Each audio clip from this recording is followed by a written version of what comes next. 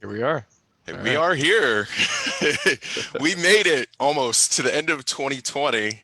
And here we are with Project SIP, podcast number 19. And we're here to wrap up the year that we all think hasn't ended and won't ever end for a while, just the effects of this year. So I got my panel today. First off, I'm Tyler. I got a panel of Hannah, Kylan, Daniel, Amanda. Jordan is a returning panelist, and Jules and Jake here.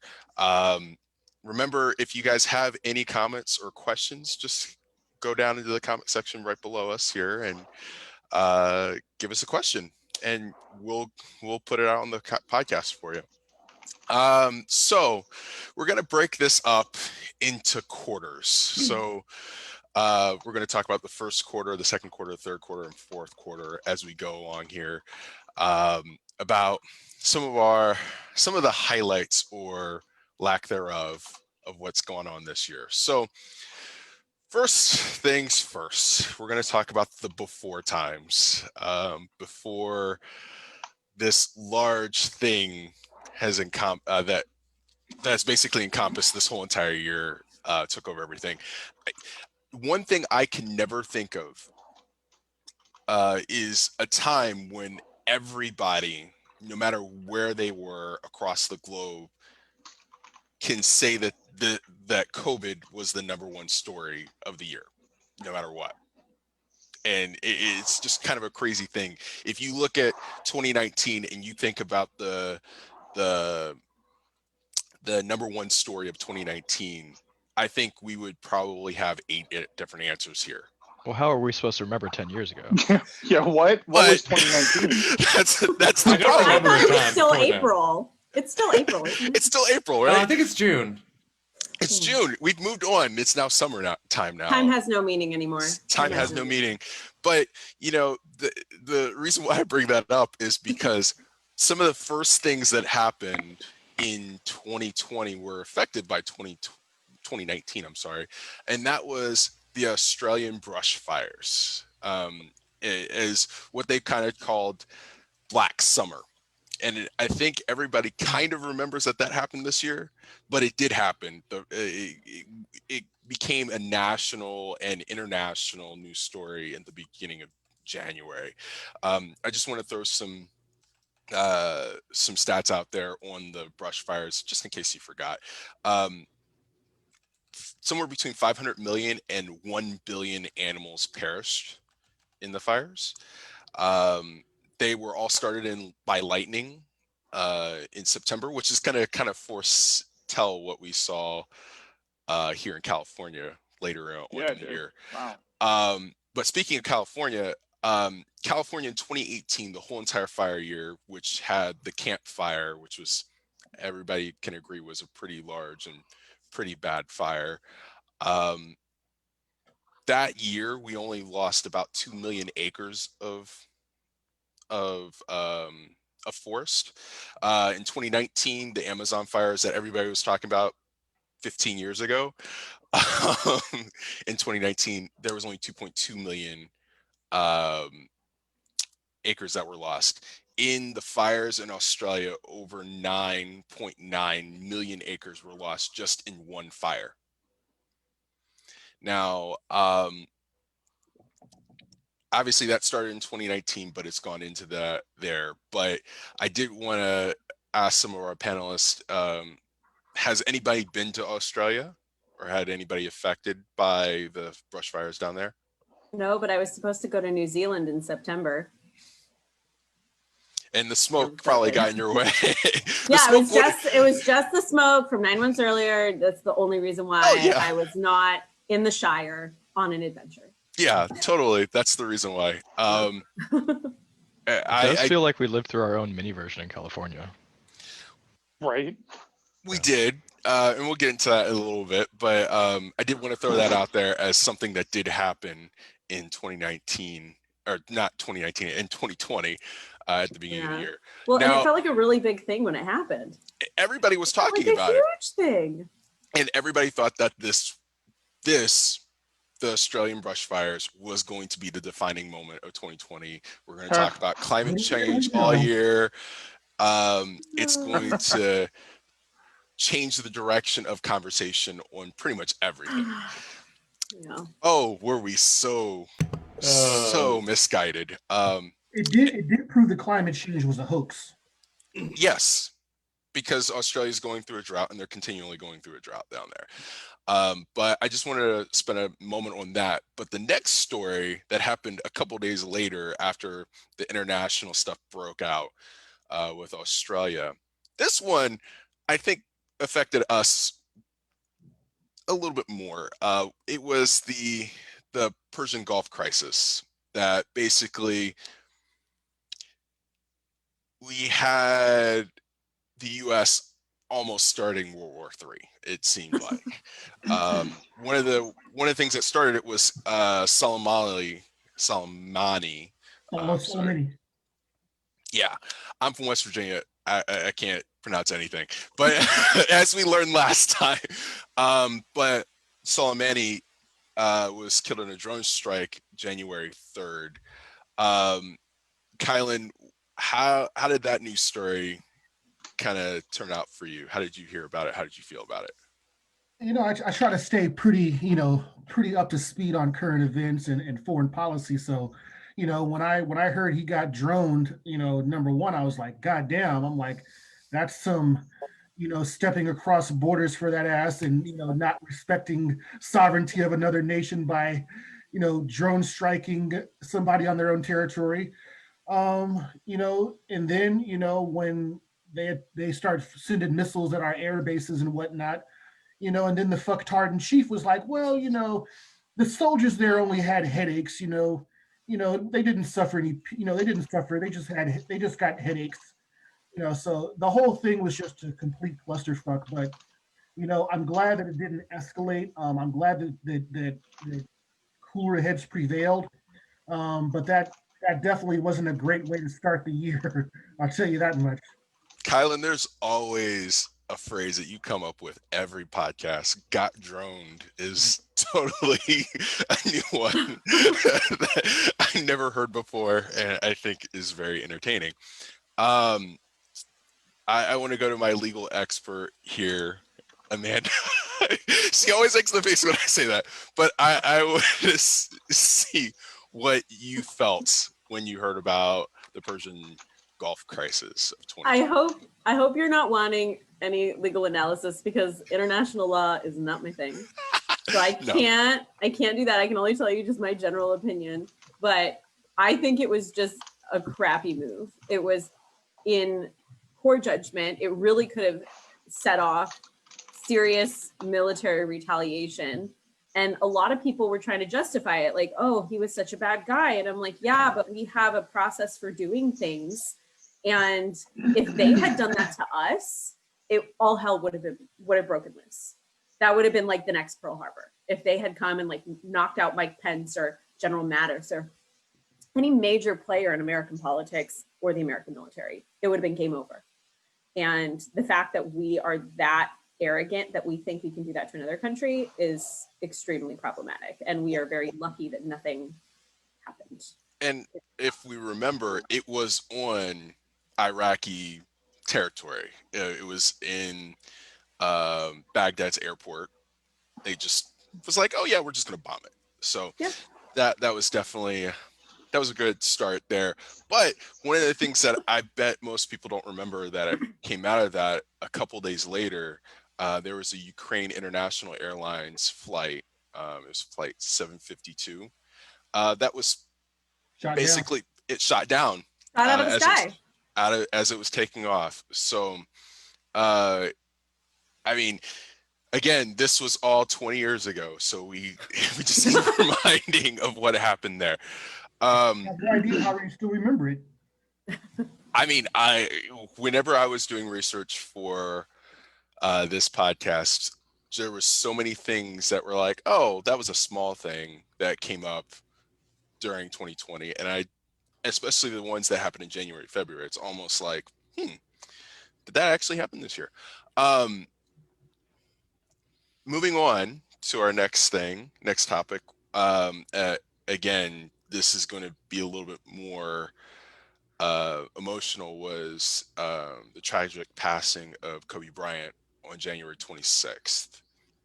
For those who don't remember, Kobe Bryant, Hall of Famer basketball player who played for the Los Angeles Lakers, was going to a basketball tournament for his daughter Gianna, and there was some weather concerns in their helicopter, and it crashed in Calabasas. I wanna go to Jules, because you live in LA.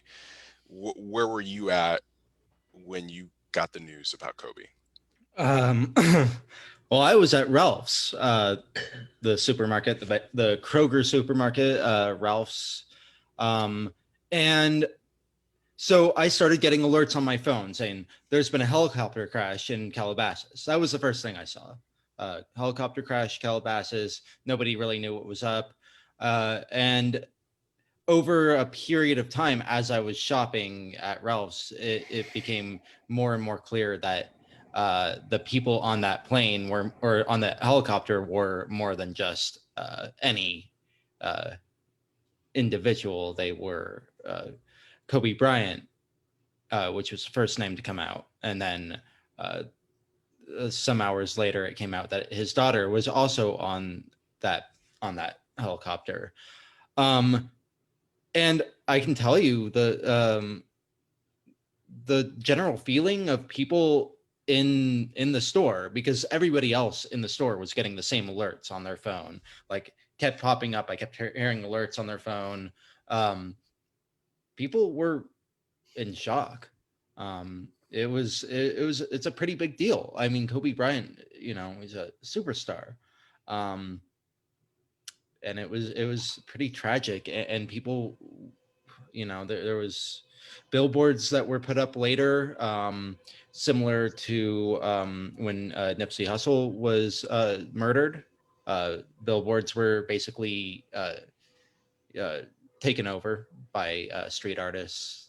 They just painted over whoever paid for that advertisement, and they painted tributes to Kobe. People were wearing Kobe Bryant T-shirts for weeks and weeks afterwards.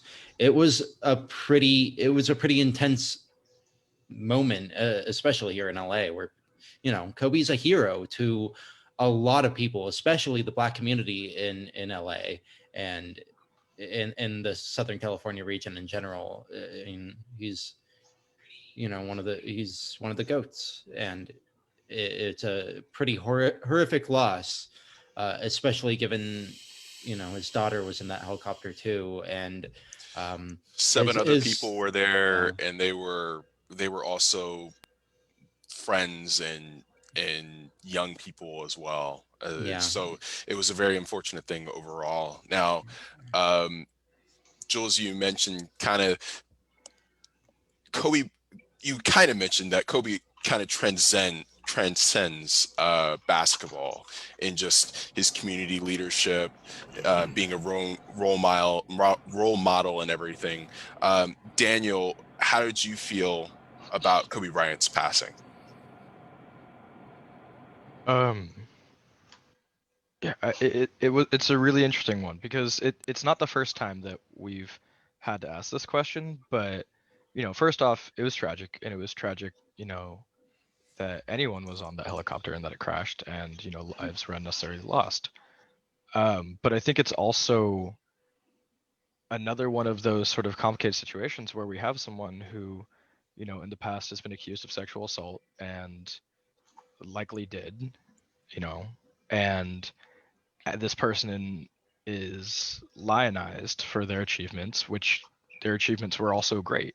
And I think it sort of speaks to this, national conversation about how we approach situations that are complicated and do have nuance, because you can acknowledge the incredible achievements that Kobe had, both in terms of basketball and in terms of, bringing up his community, and you can also acknowledge the tragedy of the many lives that were lost, and his daughter as well, while also having to be aware of the pain that it probably causes survivors of sexual assault to see this person being held up and memorialized in such a way.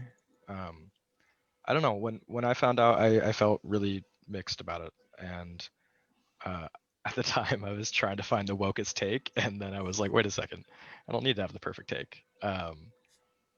This is one of those things to just sort of like sit back and listen and try and think of what this says about our society and how we can do better, while also sort of like recognizing the magnitude of the tragedy.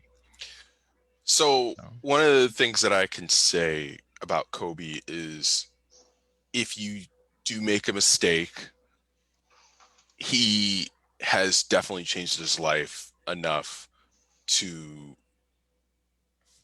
do better, to show that you can be reformed from whatever issues you had. Obviously, this hasn't been a very long history, kind of like how it was with Bill Cosby, where all of a sudden more and more of it came out. It sounded like it was just one incident, and then he's transformed how his life has gone from that incident in 2003 that you're mentioning there, Daniel. Kylan, how do you feel Kobe changed his life in the preceding 17 years? Well, first things first. I always thought in this country, and we're innocent until proven guilty. Last time I checked, Kobe was never convicted of sexual assault. It was just assumption. So did he become more responsible? And mature like any person would? Absolutely, and that was good. But I just want to say that he was never convicted in the court of law or even went to trial for sexual assault. This was just an accusation. So I just want to state that for the record. But I was also, it was kind of funny because I was also out grocery shopping when I found out. I was waiting in the car while my family was going grocery shopping, and I started, getting pings on my phone and hearing on the radio, what happened. And I was just absolutely shocked, and the first thing that I wanted to do was actually text my buddy Omid, which a lot of us did, because I just knew how crushed Omid was going to be because of his love for the Lakers and for Kobe, and so you got to look at the totality of somebody's life. You can't you know hold something against somebody for a perceived mistake that was never proven. You have to look at the totality of somebody's life, and that's just not with Kobe Bryant. That's with anyone. That's in all things. I think that's just something about life, period. Definitely, for me, it provided a lot of perspective. Until proven otherwise, you only live once, and that life can be taken away at any time for any reason without us knowing. And so, for me, it's just live your life to the fullest. Tomorrow, your very next moment is not guaranteed. Love your friends and your family as much as possible. And don't take life for granted. Don't take life for granted. Don't take life for granted at all. And you can be gone, because if you remember, the day before, he was just congratulating LeBron for beating one of his records. I completely forgot what one of his the record he did beat, but it was just shocking. It was so shocking. Amanda, where were you at? I think I was just at home on my couch, and at the time I had push notifications on my phone for various news apps, and oddly enough, the Daily Mail UK is one of the most reliable for breaking news in America. I got that one very, very early, before anybody was posting about it on social media or before any other news articles on major American sites came out. And I was like feverishly trying to verify things. And I think I went to TMZ at one point, because despite being a tabloid, they are very good at public records in terms of deaths and police reports and things like that. So, and I've never been an NBA fan. So for me, it wasn't as personal of a loss as it was for so many people who are NBA fans. Even if they're not a Lakers fan or a Kobe fan, he's a legend in basketball. And I wanted to touch on the issue that both Daniel and Kylan were talking about. I won't go into my opinions about the allegation, but even if they were true, even if he had been convicted, which he wasn't, but even if he had been, you know, as Tyler mentioned, this wasn't like Bill Cosby or Harvey Weinstein. And as a public defender, a big part of what I do is try to make sure people understand that you are worth more than the worst thing that you've ever done to somebody else or in your life. And, the fact that he seemed to change his behavior, and he became a devoted father and, recommitted himself to his wife, and went on to do a lot of charitable work and lived a law-abiding, productive life that inspired a lot of people, I think should be considered in terms of looking at his legacy. And the other thing that was coming to mind when Kylan was talking was, we saw throughout the year, the kind of the resurgence of the Black Lives Matter movement. And anytime somebody was killed by police or killed by vigilantes this year, people always dug into their past, especially if they were Black people. And with Kobe, people brought up his past when he died, but he was given the grace of the benefit of the doubt. He was given the grace of, look how much he's changed over these years. And other people who died at the hands of police or vigilantes this year didn't get that same grace. And so I thought that was an interesting, just kind of dynamic that came to mind for me, because a lot of people overlook the allegation, whether that's the right thing to do or not, in order to, like Daniel said, lionize this person. That's a great point, Amanda. It's also unfortunate that money and status also plays a big part of that. When you have status and you're rich, you're prone to get away with a lot more. Yeah. Daniel, do you agree with Amanda and Kylan about how to look at things? I mean, I guess my original point was kind of less trying to, smear Kobe and more kind of bringing up that we live in this world of nuance. Of course. And, that it's not binary. Kind of my point was that, like, do I believe that Kobe assaulted someone? Yes, I do. Do I believe that Kobe did amazing things both on the court and off? Yes, I do. And I don't know how to, put a net value on that, but it just really seems to emphasize this idea of, like,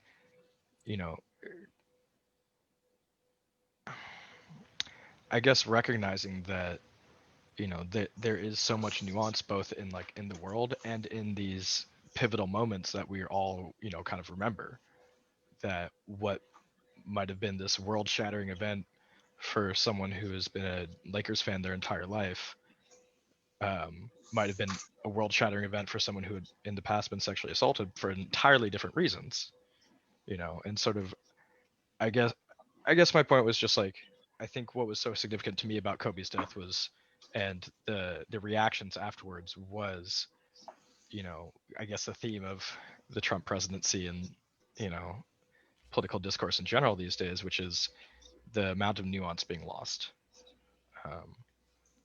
And that seemed like the big lesson for it for me. For me, I feel like Kobe's death was one of those things that we could all come together around and say that Kobe was kind of the embodiment of the American dream, in that he was successful at a very young age. He worked very hard at a very young age, made a mistake, did his mea culpa, moved on, and then did really good things for the rest of his life. And that was a really hard one. But another hard thing, since Daniel kind of brought it up, was our president. There was something that happened about a week after that completely took all of the Kobe Bryant things out of the news cycle for that week. And it was on February 5th. Donald Trump was he was acquitted of his impeachment on both the articles of impeachment. One was 47 to 53, and one was 52 to 48. Mitt Romney being the difference maker on the votes there. I kind of wanted to ask Jordan kind of how you felt about the news about the acquittal. I mean, it wasn't unexpected. And for me, it was perfectly expected given how our political playing field looks like right now. I mean, I'm just kind of, these past 4 years, I've been completely disillusioned. So I've just kind of expected everything to go wrong. And it's fit pretty much every single one of those expectations. And then some with Corona. But yeah, it didn't really surprise me or faze me in the slightest. It's already the outcome I kind of figured would happen. Yeah, I mean, I understand that a lot of people were shocked about it, which I don't really get personally, because I don't see how you couldn't see that coming. Right. But yeah, I mean, it was kind of just like business as usual at the White House, as far as I was concerned. Okay. Jake, you were nodding in agreement a lot to what Jordan was saying. How did you feel about the impeachment and the acquittal? Well, I mean, I felt like there probably would have been better, stronger grounds to do it on than what they did it on. And if they'd really wanted to do it, they probably could have. But for kind of a long time, the left and the Democrats have really just seemed like either very limp in everything they do or kind of like controlled opposition. And in that example, they seemed like controlled opposition. Trial by fire is one of the most important issues a leader can go through. If a leader goes through trial by fire, it's suddenly very hard to do anything against them. And it happens to be that this bumbling moron trial by fire and is such a moron that everybody still can't stand him. So I think that was, I mean, pathetic or orchestrated, but those aren't good options. They wasn't good options on anything, because it's not something that we want to impeach a president, to remove a president. It's not something that any American should want, but it happened, and we need to look at the historical aspect to that. Amanda, how did you over there in Sacramento feel about it? I'll be quick, just in case other people want to jump in on this. But I was completely unsurprised, just like Jordan. Been very pessimistic about this, and I was also in the camp of people who was like, I didn't want them to impeach him when they did. Like, obviously, he's done so many things that they could have and should have impeached him for. But I'm such a pessimist that I thought he was going to win re-election, and then he'd be untouchable if he got the acquittal, which I believed he was going to get, because right? Like Jordan, I was so worried about that. And I'm like, why? Like, why are you impeaching a first-term president? Like, when we didn't know the pandemic was coming, we didn't. Well, not to the extent that it's come. Well, we didn't really know. We didn't know that he was going to get like re-election on a silver platter and then throw it away because it wasn't gold. Like, I fully believed he was at that point that he was going to be reelected and untouchable, and that he was. I mean, what was it? Susan Collins was like, I think he learned his lesson. No, he didn't learn his lesson, and thankfully he didn't get reelected. And those are my thoughts. Well, those are good thoughts. Those are good thoughts. Again, that's something that at the time we didn't know that was going to be the case. We thought it could turn into something completely different. And obviously, this is why they played the game. The game was 2020. So, Jules, how did you feel about the impeachment? Okay, so my thoughts in general are that, yes, they could have impeached him for other things. Would that have made a difference in terms of the votes in the Senate? Absolutely not. They would never vote to convict. It wouldn't matter if there was a smoking gun on a silver platter.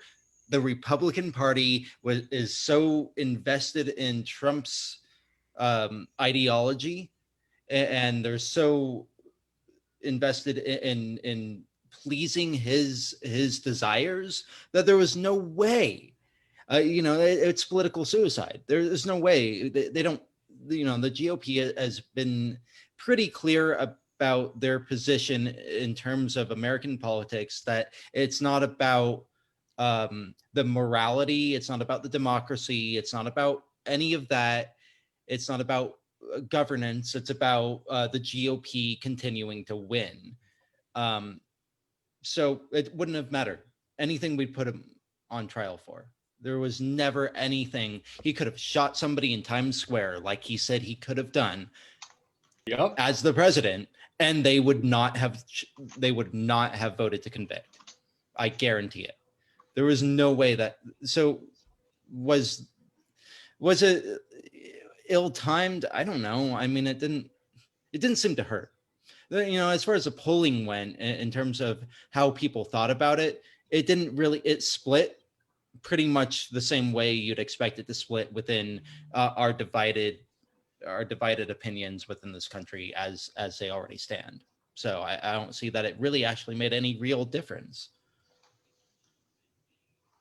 Didn't make a difference to Jules at all about what was going on, but I bet it made a difference to me. Excuse me, sorry to interrupt, but it made a difference to me. I was happy that it was done. I thought it could have been done for better reasons, but I didn't think it was ever going to amount to anything, because the corruption within the Republican Party is too apparent and too deep. Now, granted, there's corruption everywhere, and we need to not necessarily focus on one side or the other, and the fact that everything can have some corruptivity, if that's a word. Corruption. Yeah, corruption. It's just, I just wanted to put it up on a scale, but yeah, corruption is what it just. Let's go with corruptivity. I like it. I just wanted to make up a word. So. If it communicates, it communicates. Corruptivity has a ring to it. Exactly. But I did want to go to Daniel, because I wanted to see kind of how you felt about the impeachment, and how do you think that it led into the election, and how Biden became the primary and primary candidate, and then led on to winning the election. Yeah. So the impeachment is interesting for me because how I feel about it now versus how I feel about it at the time kind of marks some clear changes in thinking I've had over this year. At the time, I was like, yeah, they should impeach him. Like, no, it won't be successful. No, they're not going to, convict him, but it's their job to do so, so they should do it. It was much more of like a moral, self-righteous, like, yeah, get him. Knowing that it wouldn't be successful, but hoping that Republicans would pay for it in the election. And now I think I'm more, with Jake, and saying that, like, I don't know. So, something I've been thinking about this year and learning a lot about this year is the difference between practical and moral activism, and how ideally we want them to be synonymous, but they often aren't. And I think impeaching Trump was the morally correct thing to do. I think it needed to happen. He has broken the law in so many different ways. But was it the practical thing to do? I don't know. I don't think so. It felt good at the time to have him be on record as an impeached president, but yeah, I don't know. I think with the virus coming afterwards, I mean, trying to impeach him during the virus would have been a disaster. But really, I mean, I think the biggest thing here that, that so many things this year and the last 4 years have really highlighted, but especially the impeachment highlighted, is just the incredibly different information ecosystems that we're in. All of us are over here being like, it's so obvious. Holy crap, it's so obvious. Look at all the stuff he's doing. And Republicans are over there being like, how could you even think that this was illegal? Also, what about Hillary? So it just really highlighted just how divided we are, and I don't even want to get into how craven the Republican Party is, because they are you know what their constituents and what their elites have made them. Like, it's like getting mad at a scorpion for stinging the frog that carries it across the water, right? Like, it's in their nature. There's a lot of comments I could say, but I want to go to Hannah and see what you thought about the impeachment. I have a similar feeling to something that Daniel said earlier just now, that this was likely the right thing to do at some point along the line, but the actual like how life unfolded just did not provide the opportunity. The year that was coming forward, 2020, would not have it just demanded something totally different. And I'm not sure that impeaching him was ever going to be really worth, like, the effort was really ever going to be really worth our time. I think we are all kind of, anybody that had concern of the vice president becoming president, there's always the, well, what next? So it felt somewhat good to know that at least it was attempted, because as far as what the history books will show, it'll detail that at least some people acknowledged that this was so bad that it was warrant of a impeachment hearing. And I think, that carries, or at some point carried weight to it, and hopefully it would still in the future. Those are all good points, Hannah. So to wrap up Q1, the before times, I do want to throw out that at the end of January, we had Brexit was formally completed-ish. They just needed to get a trade deal done with the EU, which they've finally just now done right before their deadline. Slam dunk. COVID was named COVID. It was SARS-CoV-2 was the name of the virus, but COVID was officially named February 11th. The stock market started crashing in February, at the end of February, the 27th. But then that day, we thought, oh, that was a bad day. There was a 1,190 point drop in the stock market, and the Dow Jones Industrial. It was like, oh, that's nothing. We'll recover from this. This is the worst point day ever. That's it. There's nothing else that's going to come.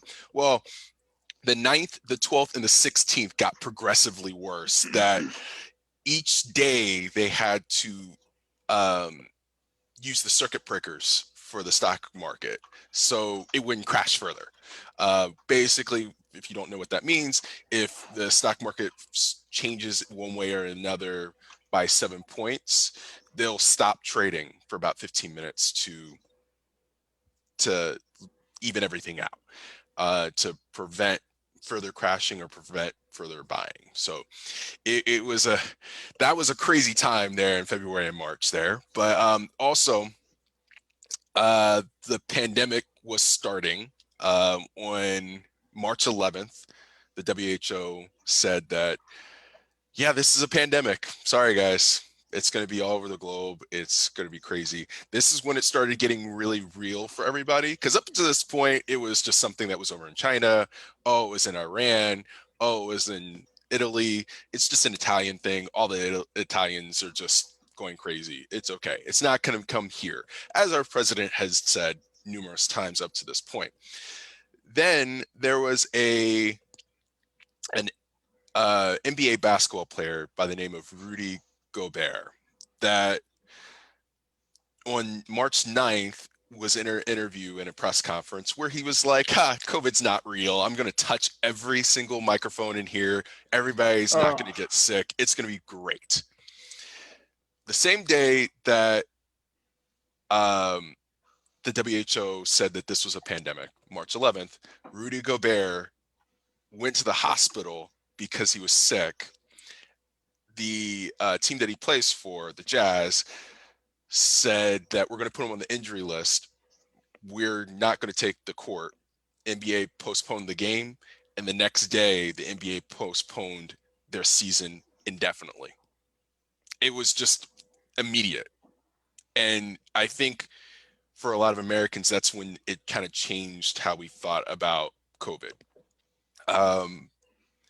But before we really dive deep into COVID into Q2, I do want to say one thing. Does everybody remember negative oil prices? Yeah. Yes. That happened. I completely That was the forgot wildest that thing. That happened the week after Rudy Well, no one Gobert. was going anywhere. Nobody was Somehow going I was anywhere. still paying like $3 per gallon. Somehow here in California, we were paying $3.50 a gallon. Yeah. But gas futures, oil futures, I should say, was negative there for about 3 days at the end of March because of OPEC and Russia.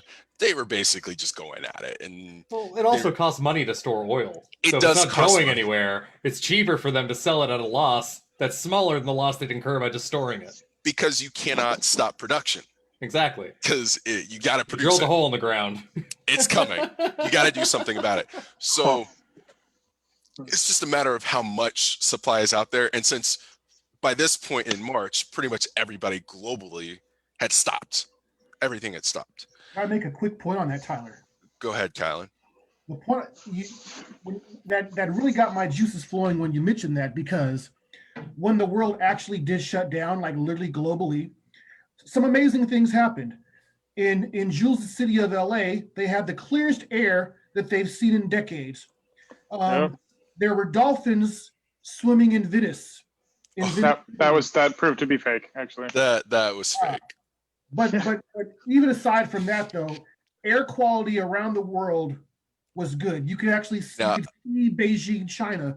Like, it just goes to show that with minimal effort, you could actually make a really big difference in the environment. The only thing keeping us from doing that is corporatism. Okay, And Kylan, That's it. I'm going to have to stop you because that is something that I wanted to bring up for Q2 was the environmental aspect of COVID. Because everybody remembers Q2 of this year, right? There was a Vaguely. What happened? There was an April, there was a May. What? It's Exactly. still April. It's still April. So That never ended. it's I thought it was Right. March. Oh, God. I'm pretty sure March never stopped. Just we're one like, long April it's like Fool's March joke. 108th now or something. yes. So March, April, and May. I kind of want to clump them together in Q2 because that was COVID. Literally everything was COVID. But since Kylan brought it up, we can just skip ahead to this because there are some people that feel like this was a great thing environmentally in that, hey, less people driving, less people on the roads, less people flying. Aircraft company or not companies that make aircrafts, but airlines were going bankrupt. So there's going to be less flying in the future. Cruise ship industries were not cruising at all. Basically, the world economy that does create a lot of pollution in that aspect were stopped. But at the same time, we have a rise and increase in single-use food packaging. We have a rise in power consumption, which here in our country is mostly driven by coal and other not so great focuses on the energy. And that's the same across the globe. Recycling has taken a dump because China said that they don't want our recycling. And that's not just us, but everywhere across the globe, they don't want it. So has this really helped our environmental cause for the future? Who wants to answer that? Go ahead, Jules. Oh, I Hannah think wanted to as well. Oh, Hannah has not spoken yet, so let's go to Hannah. I have, and I'm happy to go after you. Please go ahead. Okay, well, okay, I think it has demonstrated what we could do.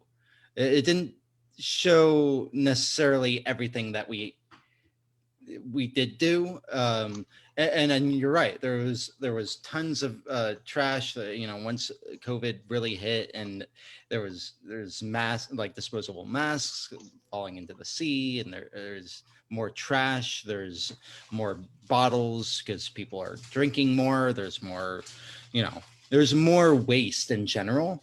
But it also demonstrated what we could do. It also demonstrated in terms of, especially in LA, how we could move into in a type of work method that didn't require commuting quite as much. So there were positives and negatives, but I think it demonstrated where we could move forward on things.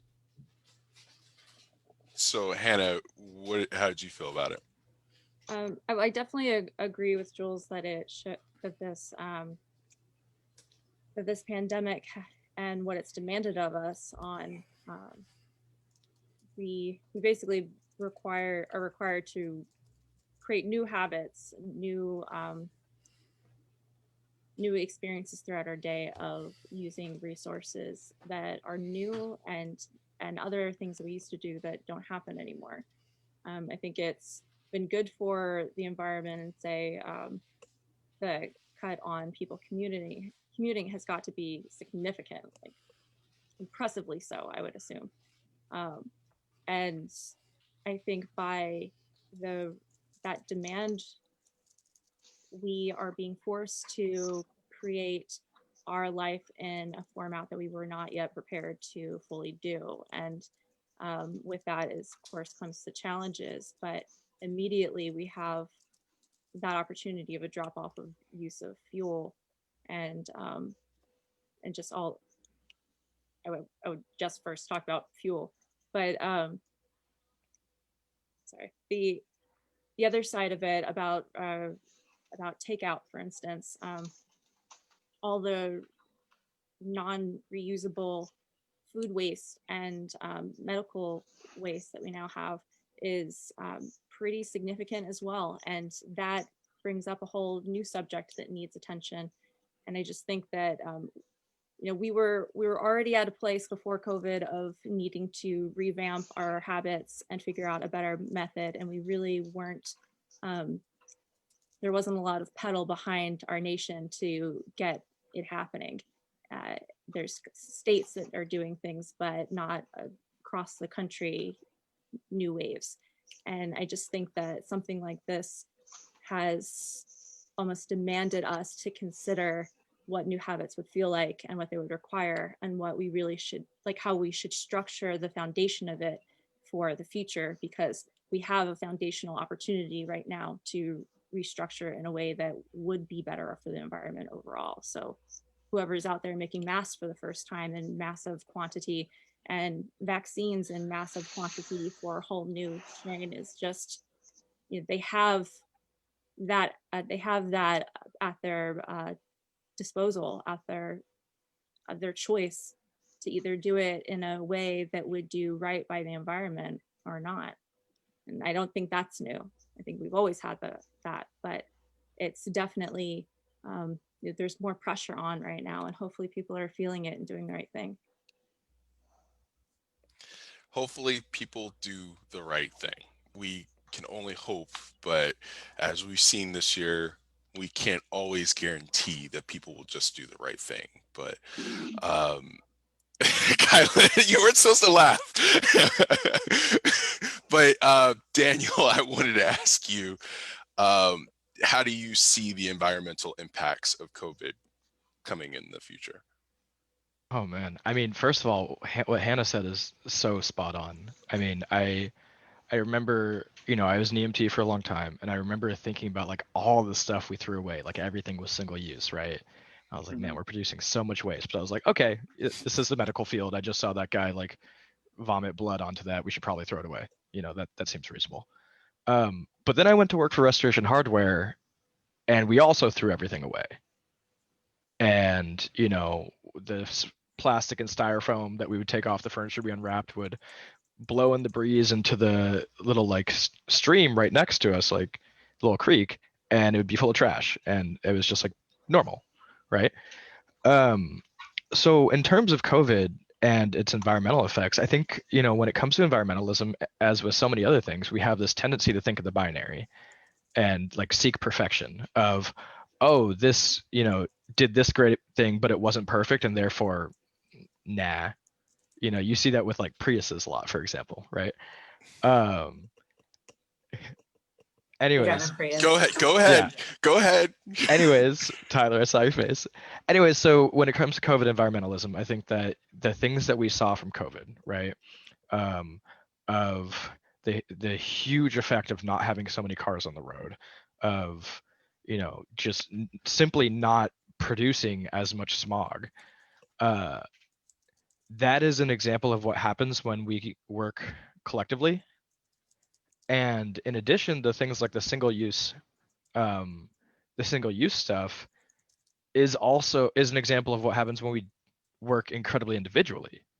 You know, so I see the huge effects of the positive collectivism there, and I think, okay, how can we take that and apply that to things like food, to things like safety, in a way where we're not all in our isolated little house bubbles separate from everyone else, which, we have to be during a plague, but like, going forward, I don't know that we need to do that. So yeah, I think it really highlighted what we can do uh, when forced to act collectively, and also what the dangers are of this incredible individualism when it comes to consumption.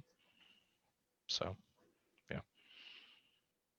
So I did see that we had a couple of comments down in the comment section. Speaking of which, if you are watching this, thank you for watching our wrap up of 2020. We're currently on Q2, talking about COVID, because it's COVID, as Marsha would say, or not Marsha. That was And Jan. Marsha. That's what stuck in my head. Anyway, Will Curtis, thank you for commenting down here. He asked a question about how Biden will do in changing what Trump has done, uh, especially about the virus being under control. And I wanted to ask Kylan, do you think that Biden can fix what Trump has done or the lack thereof? You know, so this is, I want to quote Daniel Levy on this. This answer is going to require a little bit of nuance. And Whew. you know, of course, the easy answer would say, Trump was an absolute cluster bomb. He either was totally incompetent, totally corrupt, or just totally just didn't give a damn. That's the easy answer.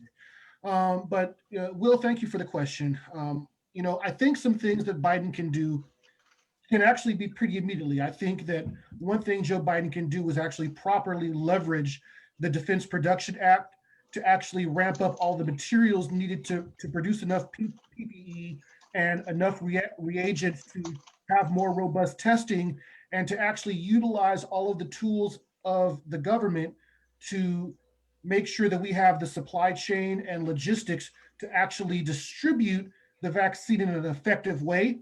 And so I think that's something that he can leverage immediately. I think he can leverage the bully pulpit instead of trying to rail and say that, Joe Biden was actually fake and I actually didn't win the election. He could actually use the bully pulpit to say, you know what, I need to have the American people come together and wear masks for the good of the nation.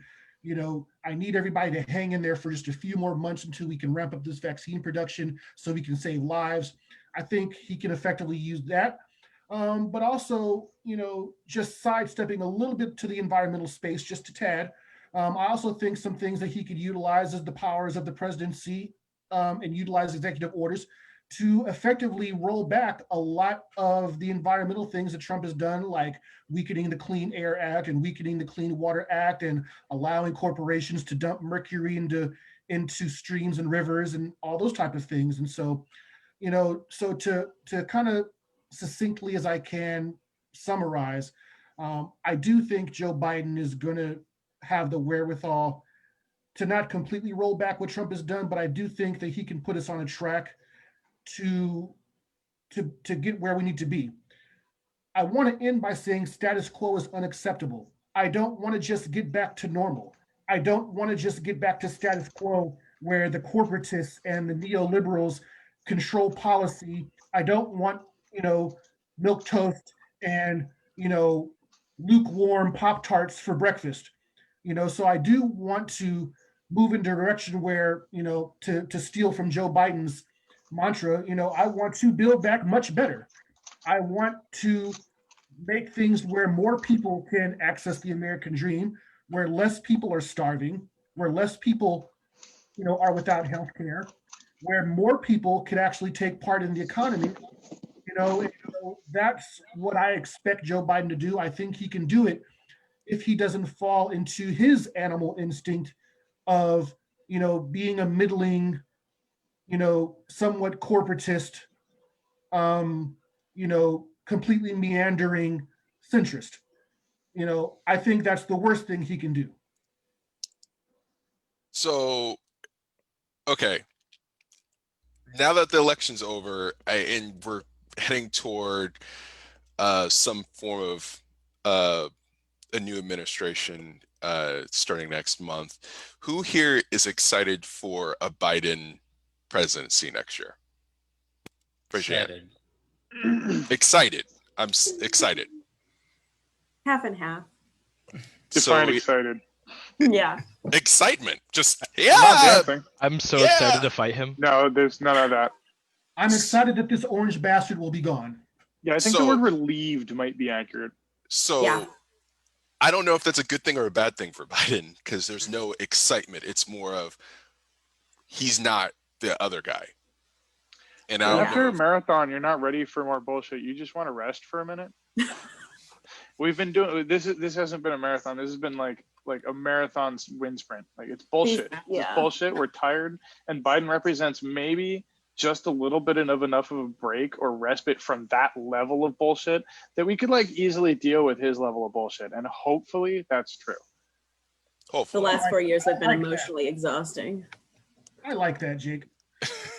Now, I do want to say this, because I said this to Kylan a couple days ago, is, maybe it could be just mashed potatoes. It's great. Mashed potatoes are great.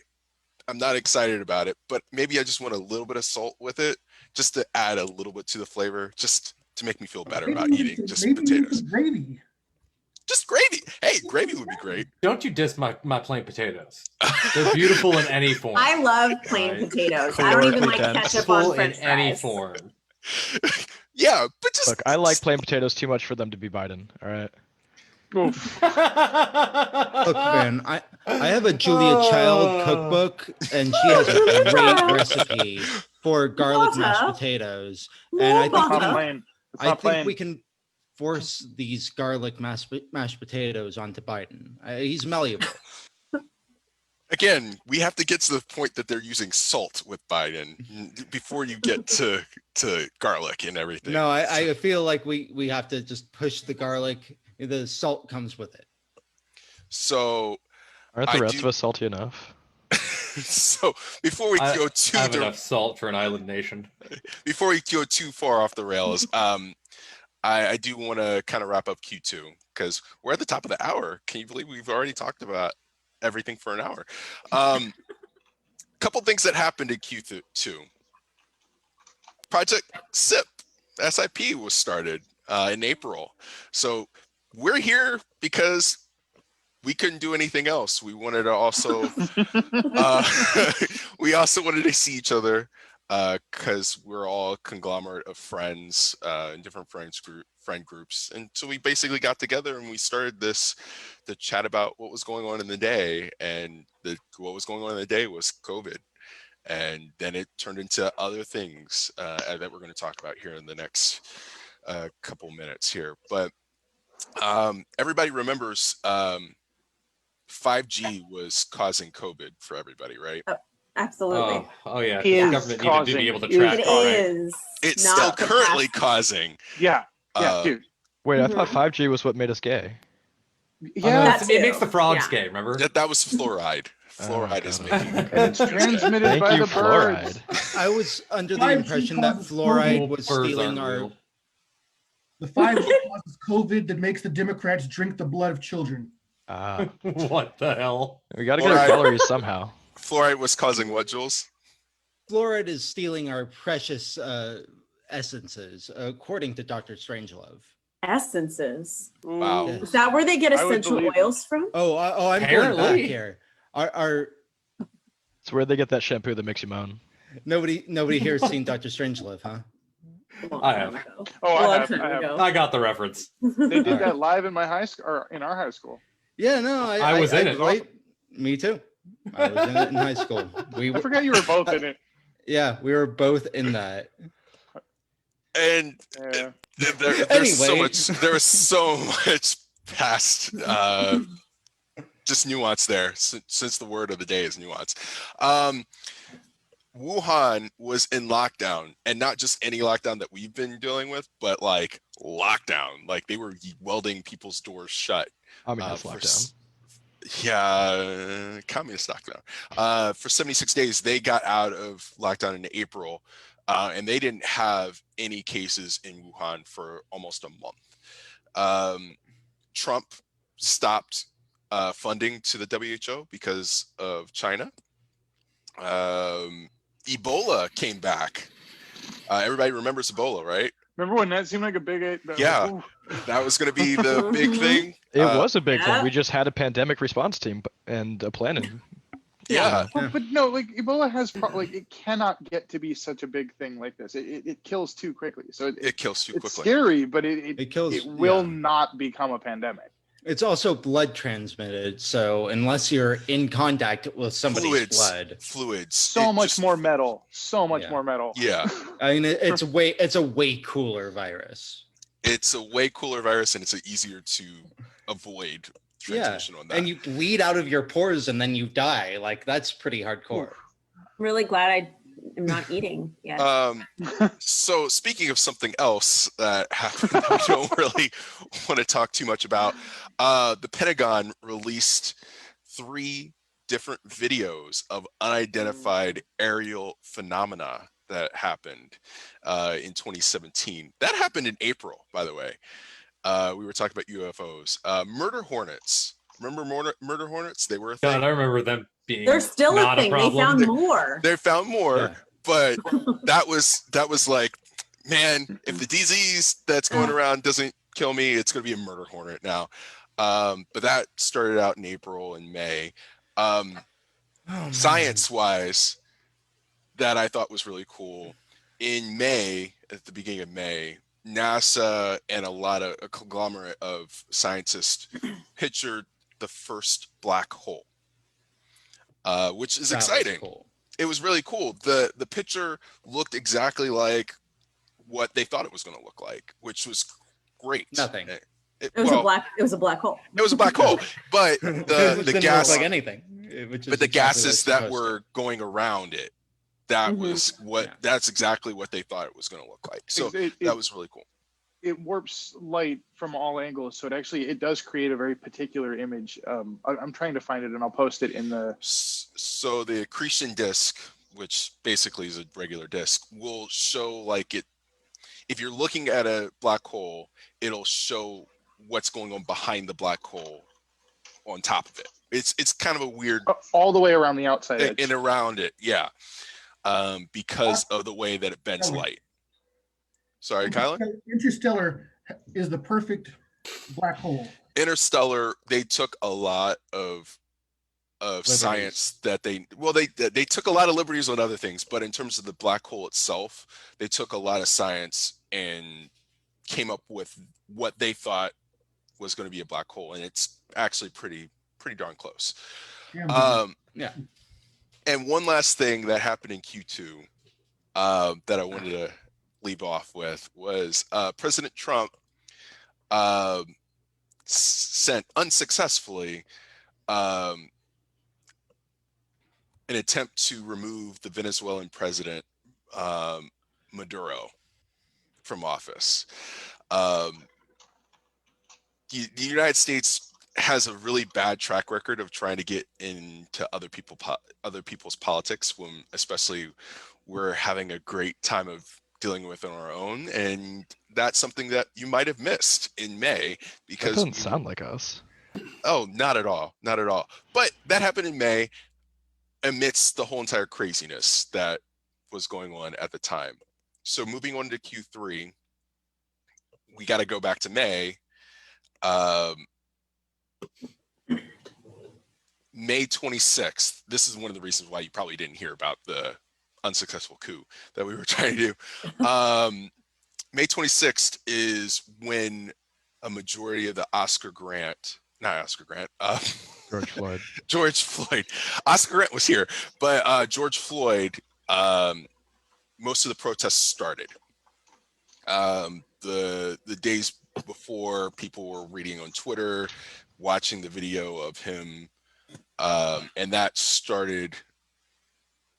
That it was already simmering before because of Ahmaud Arbery, because of Breonna Taylor, because of so many other people earlier in the year and years prior. It just kind of started to flow, and then you just have this guy that you are literally seeing die right in front of you on social media. So as much as we think social media is the bane of our existence, especially with things like we laugh about with 5G and COVID, it has definitely put racial injustice to the forefront. It's always been happening. It's always been happening. It's just now people can see it. People see that it's going on. And so it's not happening Do they, more though? or well, Some people. some people, there are other people that see it a different way, but at least you can see it. And I mean, I kind of feel like it's not necessarily going more or less than it had happened before, but now we're globally able to see it. And it wasn't just protests that were happening here in the United States. It was happening in London, in Amsterdam, in Paris. There were so many protests all over the place. I wanted to ask my panel here, who here include themselves in one of the protests and marches at the beginning of May or the end of May and June? I did. I did. Yeah, there was a. I know, Amanda, you did yours in Sacramento. Yeah. There was a march in Richmond, in my hometown, where we marched from City Hall down to the Richmond Police Department to demand police reform. And it was very powerful. I took my oldest son with me, and we made signs. We marched. We chanted the names of George Floyd and Breonna Taylor, and just being a part of that with thousands of other people. You know, we all had our masks on, but with thousands of other people marching for justice. Because when you watch, 8 minutes and 49 seconds of a man's life being extinguished before your eyes, it does something to you. It did something to me. And and we've since George Floyd, we've seen even more recently, with the killings in Ohio. It just keeps happening. It doesn't stop. And just, so for me personally, as an African American person myself, sometimes having to get up and go to work and hold all of that inside, and not be able to show the proper emotion that I'm feeling, it gets so tiring, and then you say, when you hear bootlickers say, well, if he would have complied, or when you see another Black person has their record and their entire life story picked apart and get killed again from beyond the grave with their character assassinated, it hurts and it pisses me off, because it takes away from the main point is, stop being killed, killed for holding a sandwich, killed for allegedly passing a fake $20 bill, killed in your own home playing video games, killed in your own apartment eating ice cream, killed knocking on somebody's door to get help for your car breaking down. But yet when you see, Dylan Roof goes and kills 9 people in a church and gets taken to Burger King and arrested without a scratch. The shooter in Illinois just recently, who killed 3 people, arrested without a scratch, not a shot fired. You see it over and over again that police have plenty of training and plenty of self-restraint when you're dealing with white mass killers and assailants. And yet when you're dealing with any person of color, whether you're Hispanic or Black, whether you're a child or a teenager or a grown person, you're going to get beaten, tased, and or killed without any hesitation, none. And then people have the nerve to say, well, you shouldn't say defund the police. Oh, we need police. No, I'm not going to go and lick some boots, to make your delicate sensibilities feel better. How about we end qualified immunity? How about we have police officers finally be financially responsible and have them carry liabilities insurance just like doctors have to have? And when you can no longer pay your insurance premiums because you beat too many suspects and violate their civil rights, you can't be a cop anymore because you can't show your insurance. You can't afford your insurance. How about how about hitting the police pension fund and taking away the special interest and power of the Fraternal Order of Police? But I don't want to rant on because, as you see, I'm very passionate about this, but I have no time for bootlicking. So Kylan has no time for bootlegging and bootlicking. Honestly, that's well said. It is very well said. I do want to ask Daniel, because you rose your hand. Do I have time for bootlicking? Well, I was gonna say that. Whatever you're into. This is not SIP After Dark yet, but I was gonna say, you did raise your hand and say that you joined in on a protest. Kylan is a Black man here in the United States. He has special feelings, as he's mentioned, about why he wanted to go and protest. Why did you want to protest? I mean, I guess the first thing I can say is that, like, I understand that I can never really understand. I haven't grown up with that fear. I haven't grown up with the people that I pay taxes to putting hits out on my family members. I don't know what that's like, and I can't pretend that I do. But at the same time, the just injustice infuriates me. I personally have really strong feelings about potential being stolen. The concept of it just makes me very upset. And we have stolen the futures of so many people of color in this country.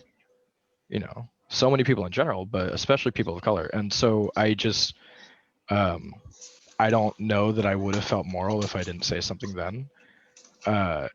Regardless, I think with COVID especially, like, it's incredible because this year we're seeing, everyone's sitting at home watching the news, and we're seeing, with camera phones being more, available and everything, we're seeing these murders, this abuse happening more and more. And at the same time, we're seeing that I think Latino people are dying at a rate of 4.7 times that of white people from COVID, something like that.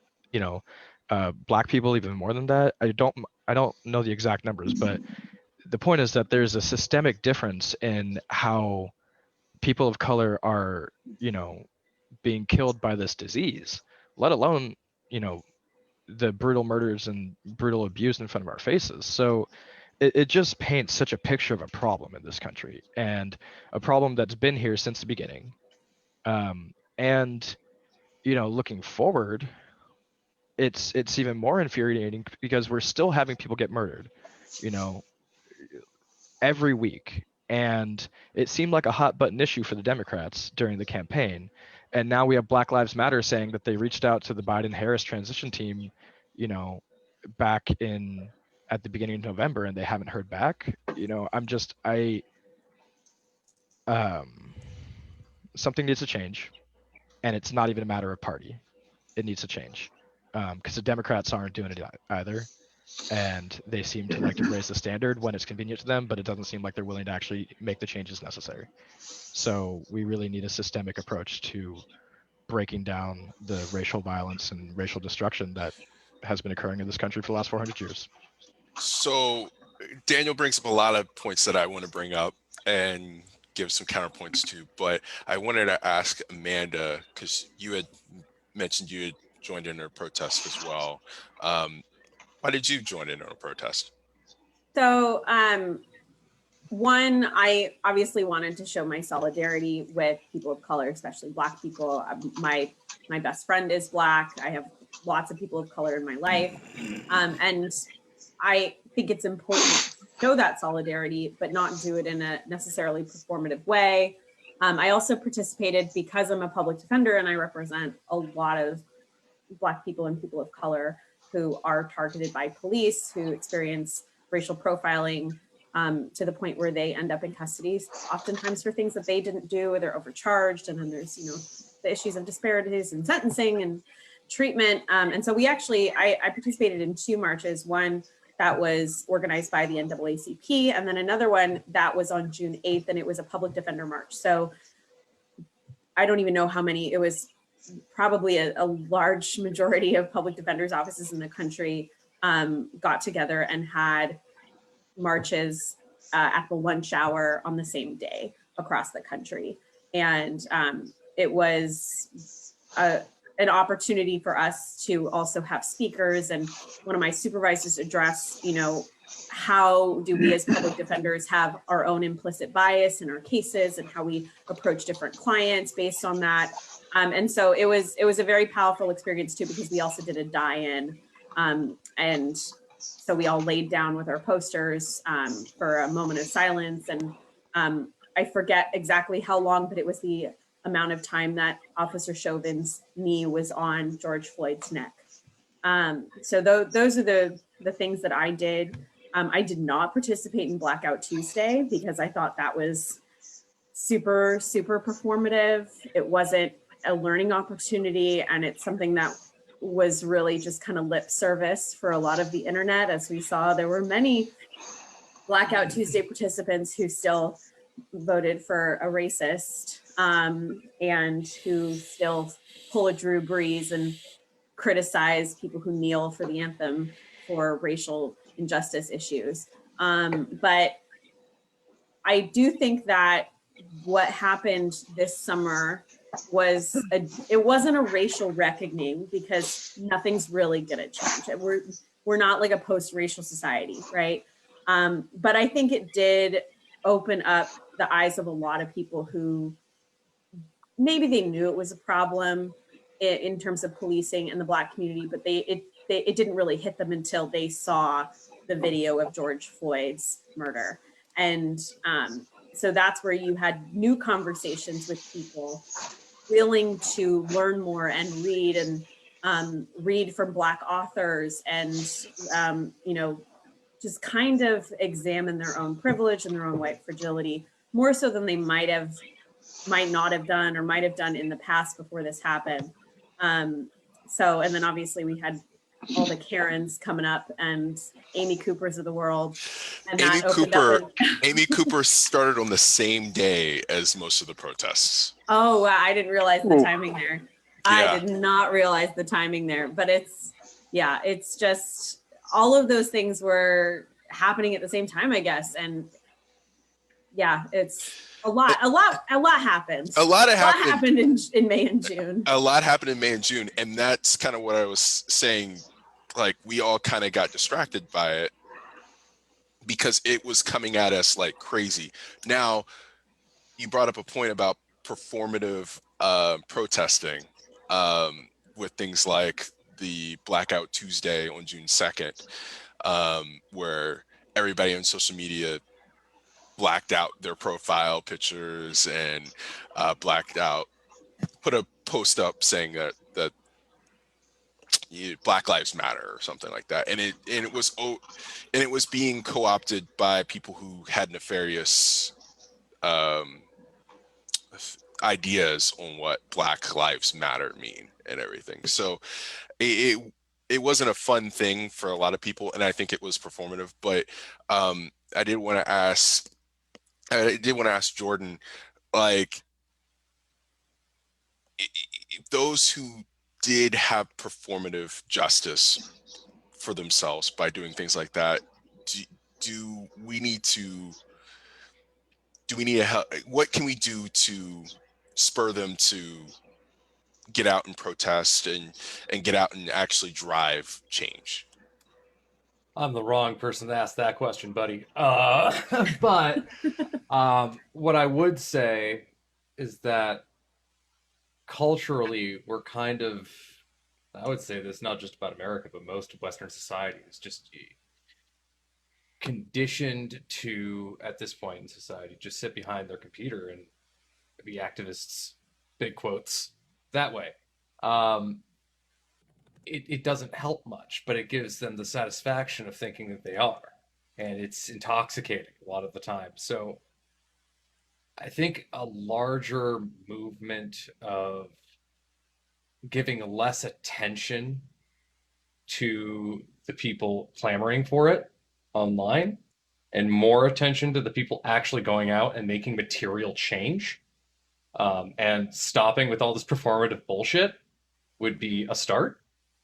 Uh, it, there's a lot to unpack with that question. Like, there's a lot to unpack because there's a lot of cultural and societal and sociological issues with getting people to actually go out and do something. Yeah, but with the fact that you didn't think that you were the right person to go to for it, you gave a very good answer. So that's why I love it. Love it. Well, thank you. So Daniel, what do you think that people can do to get more involved? Yeah, so just this brings to mind this anecdote of, before my first Muay Thai fight, my coach told me, he's like, hey, go post a bunch on social media, take some pictures, show off. Like, you've earned that. Go show off, go get all the accolades. You still have to show up to fight. And that's kind of, what comes to mind here is like, I don't care if you're doing it performatively, but you better do it for real as well. Like, show up, and people are really good at showing up when it doesn't cost them anything. But, you'll have people who are posting BLM while at the same time buying a home in a gentrified neighborhood, So in order to answer that, what the answer to that I think is it's not easy. It's, coming back to nuance, right? I think it involves personal conversations, personal connections. We so rarely change our minds on the internet.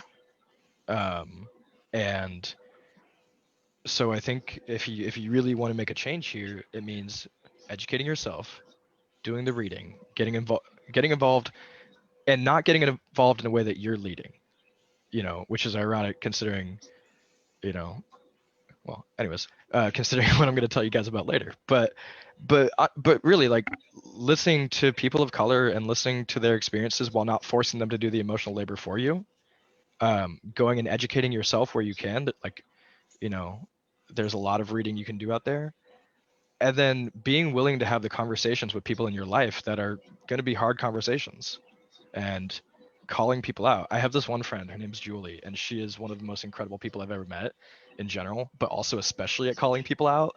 And I have learned so much from her. And being a friend like Julie, who is willing to call your friends out when they're doing racist shit, and making clear that, like, it's not always personal. If you're being racist, that doesn't necessarily mean you're a bad person. We're all racist. We all grew up in a racist society. But being able to take that criticism and, like, do something with it, rather than just getting defensive, that I think that's where the growth happens, and that's where the change happens. So Daniel, you bring up a lot of things once again that I have opinions on.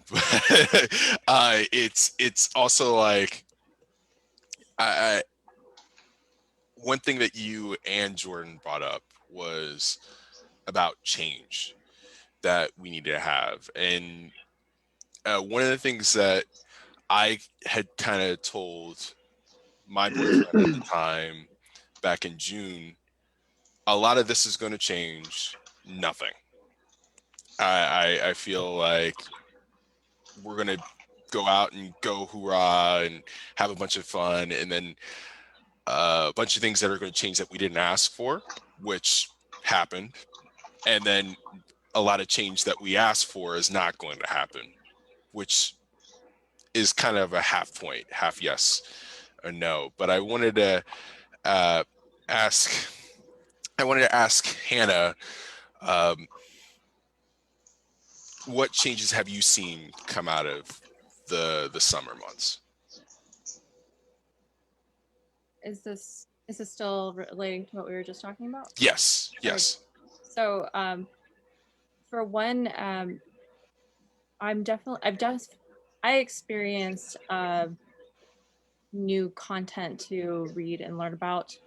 I experienced an opportunity to learn that it is necessary for everybody to be contributing towards a social change of how we go about, how we can learn to go about not being racist or perpetuating it. And that the requirement from all of us to jump on that bandwagon is to call people out, is to be reflective of what we've said, and is to be humble in our approach so that we are willing and able to recognize when the things we say aren't right, and to be able to take constructive criticism from our friends and loved ones when they're trying to help us get to a better place and create better habits. I think what I've really seen is, because I was working at a school at the time earlier in the summer, is a willingness from community to say the uncomfortable things out loud, and to hold each other in to a higher standard than we've ever done or thought of before. And as disgusting as that is, that it thought of before, is that the reality is this is going to be a huge learning curve, and it needs to be happening now and continuously. And the more that we go ahead and accept this learning curve and implement it into our daily lives and into how we interact with anybody on the street or in the store or wherever, like the more that we all collectively do that, the more movement that can happen. And there is plenty of other tasks that people can do to stop racism and to change things in government. And there's all sorts of formats to get involved in. So for the people that are keyboard warriors and are talking to people online, they can be productive too. They can be calling people out online and putting forward better frames of thought that really takes care of all of our communities. And I think that no matter what way you are most comfortable enacting change, some people can't go out and go march for lack of health, but there are all sorts of things that we can do. And I think the mindset is really a fantastic place to start. And our willingness to hold each other to that is necessary. And it definitely takes everybody to do this. So I think that's pretty awesome that's more in conversation. And I'm happy to support it happening. Very good points, Hannah. Very good points. And you talk about those who potentially are too sick to really do anything, but they do things in their own way. They need to do things in their own way. And one of the people that I feel kind of embodied that was Chadwick Boseman, who passed away in August. For those who don't know, he played Black Panther in the Marvel Universe, but he also was just he was just an incredible actor, an incredible person, who didn't let anybody know that he had terminal cancer for years. Even when he filmed Black Panther, even when he was filming other movies at the time, nobody knew that he had stage 3 colon cancer. And just, it's incredible for somebody that did all that they could, but wasn't very gung-ho about it. But I wanted to, I'm getting a little choked up because that Black Panther is one of my favorite movies. It is probably the favorite movie of mine. And Chadwick was a really good guy. But before I start crying, I want to go to Amanda and ask her how she felt about Chad and what he brought to the table. I mean, I love Black Panther too. I watched it multiple times in the theaters. I'm a big MCU fan, and so to hear him that he passed away so suddenly, and that he'd been fighting cancer for so long, it really was kind of a gut punch. And I can't even imagine what that gut punch was like for people of color, for, you saw all these, so all, you hear all these stories or read all these stories about, young Black boys with their little funerals for Black Panther with their, their action figures. And it, that was their hero. It was like Kobe dying all over again, but almost worse. Maybe worse, actually. Worse, because Chadwick Boseman, by all accounts, probably was a perfect human being. And so that's something where it's like, how do you deal with that? And the other thing too that like really bothered me before he died is everybody was posting things on social media criticizing him about being so skinny, and he posted a video, I think in April or something, where he definitely looked emaciated, but people thought he was just going too far for a role. But people were so mean that I think he either deleted the photo or video or turned off the comments or something. Like, it just reminds you that you don't know what people are going through. And it's really important to always do your best to be kind and to speak in a way that's not going to hurt somebody. And then the other thing I just kind of wanted to bring up, because it happened right around, in the summer around the same time, another hero for the Black community, or, just for America, who passed away was Congressman John Lewis. That was, and I mean, he's on par with Black Panther. He's a superhero for American democracy. And that was really devastating. Yeah. That was somebody else I was going to bring up too, Amanda. But that on it. That was totally a very trying part of the year, for sure. Yeah. On that. But I wanted to ask Jules kind of what you had thought about seeing some of these things go on at the end of August. So, okay, so here in LA, there were a few is probably an understatement. There were some riots. Businesses were burned down. There was some violence in the streets. It wasn't 1992 level violence. It wasn't insane. They didn't have to call in the National Guard. But so there's one thing that I wanted to point out, and that's that there's a lot of people who seem to think that this is not happening, that there is not a huge racial issue, that that people that voted for Donald Trump who said, this is not as big of a deal as everybody else is making it. 74 million people, give or take, voted for Donald Trump, and they had no problem with the ideas that he pushed forward about how Antifa and Black Lives Matter are terrorist organizations, and they're not. And there's the FBI and the CIA and several intelligence organizations say that the biggest issue in this country are right-wing extremism. It's not Black Lives Matter. It's not Antifa, which is not an organized institution of any sort at all. But what we're seeing here is a huge divide in this country where, yes, there is a huge recognition of the plight of colored people in our country, of minorities, of Latinos and African Americans especially, but there is also about 40% of Americans who think that's not even a thing, who think it's not even happening at all. And I think there's a big issue here, Jules, that we're not recognizing that. I wouldn't.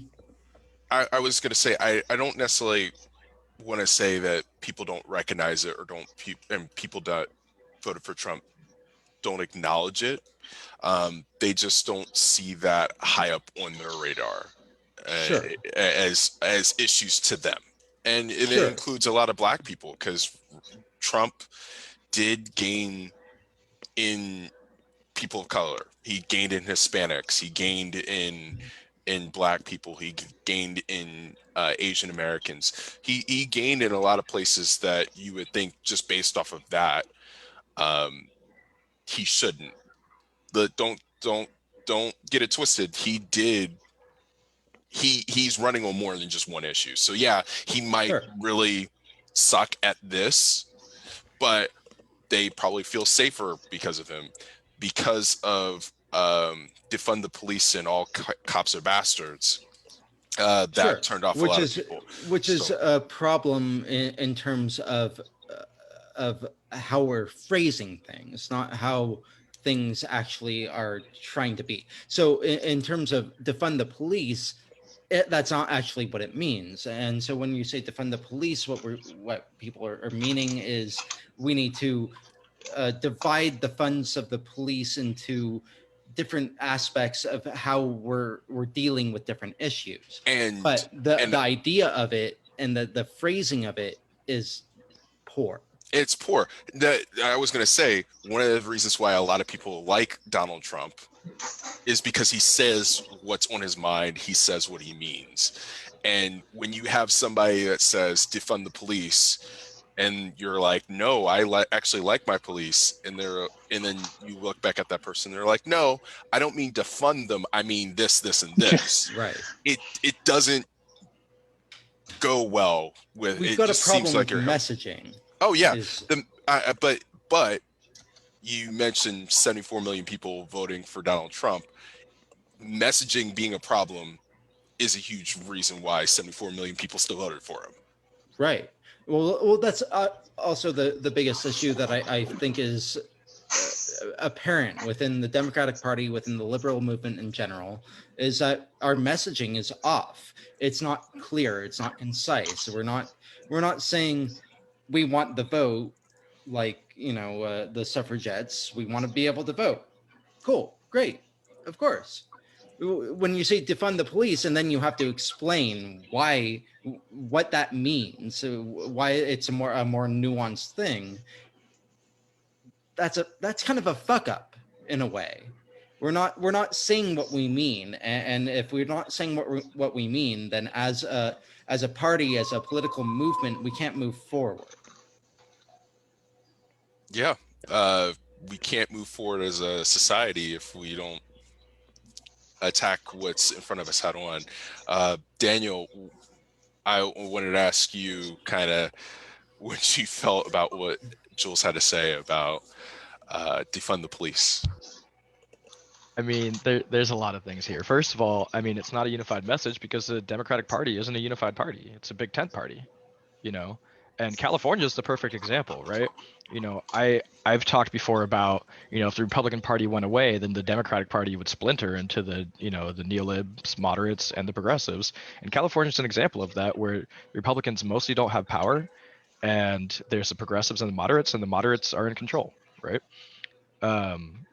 In California state government. So, and so separately from that, when we're talking about statements like defund the police, the problem here is we're talking about messaging, and the Republicans have been really good at messaging for a long time, and it's really easy to have good messaging when your goal is to tear shit down, when your goal is simple things, right? But if you're coming at things from a progressive point of view, first of all, please stop shooting black people wasn't working. So, but defund the police doesn't make it any better. Hold on. So stop shooting black people wasn't working. Defund the police is basically the attempt to do what the right has been doing and having a simple, powerful message that doesn't care about nuance, right? The problem with that, it's too nuanced. That's exactly the problem. It's a nuanced thing is that you have to explain what it Jules, means. That's what I'm saying. Hold on, okay. The problem with that is that when you're trying to actually achieve something, nuance is important. Okay, I've been saying this all night. Nuance is important. Nuance isn't important when you're trying to tear shit down, and have a simple message that doesn't actually need to lead to a solution. But when it comes to defund the police, there is a solution there. It's saying we want to allocate funds towards the things that actually prevent crime and the things that make life safer for police too. Right. So why don't we say that?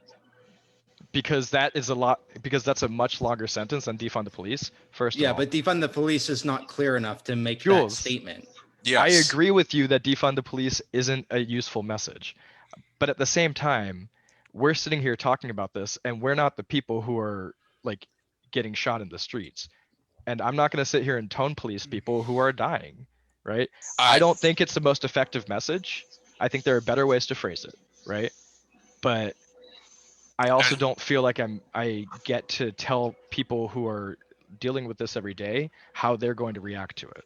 And I get that. And I was going to say, as somebody that does have that feeling, that is affected by what's going on, I think it is a bunch of crap. Fair enough. And I think that it feeds into a lot of what Donald Trump's platform was, in that Democrats just want to burn everything down and make everything worse. And by doing so, they're going to get rid of the police. So you're not going to have any protection or safety. They're going to get rid of some of your safety nets and make everything socialized. Mm-hmm.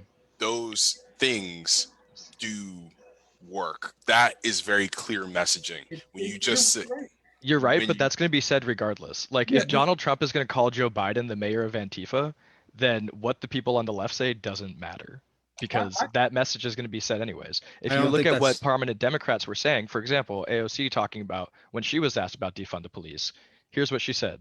It's defund the police is simply a suburb.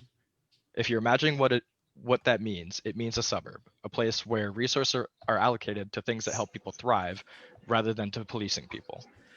There are better ways to phrase this, right? I absolutely agree with you that defund the police was a poor message.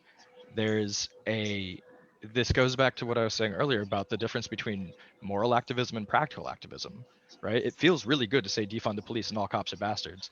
And there's a way to explain that, but it's not going to be very effective because it's going to shut people off from listening to you. Right. Well, so, we can't. Tyler, can I jump in on this? 30 seconds, because I wanted to go ahead and talk about a couple other things. Okay, cool. I just think, as we're talking about semantics between all of us, I just think that the right wing just once again gets to skate free, because while we're arguing with ourselves about semantics, and the right wing gets to say that we fucking want to burn everything down by wanting Black people to stop getting killed, fucking Republicans actually do want to burn the country down. They want to burn down democracy by overturning an election. They want to burn down democracy by making sure that people can't vote. They want to burn down women's right to have autonomy with their own body.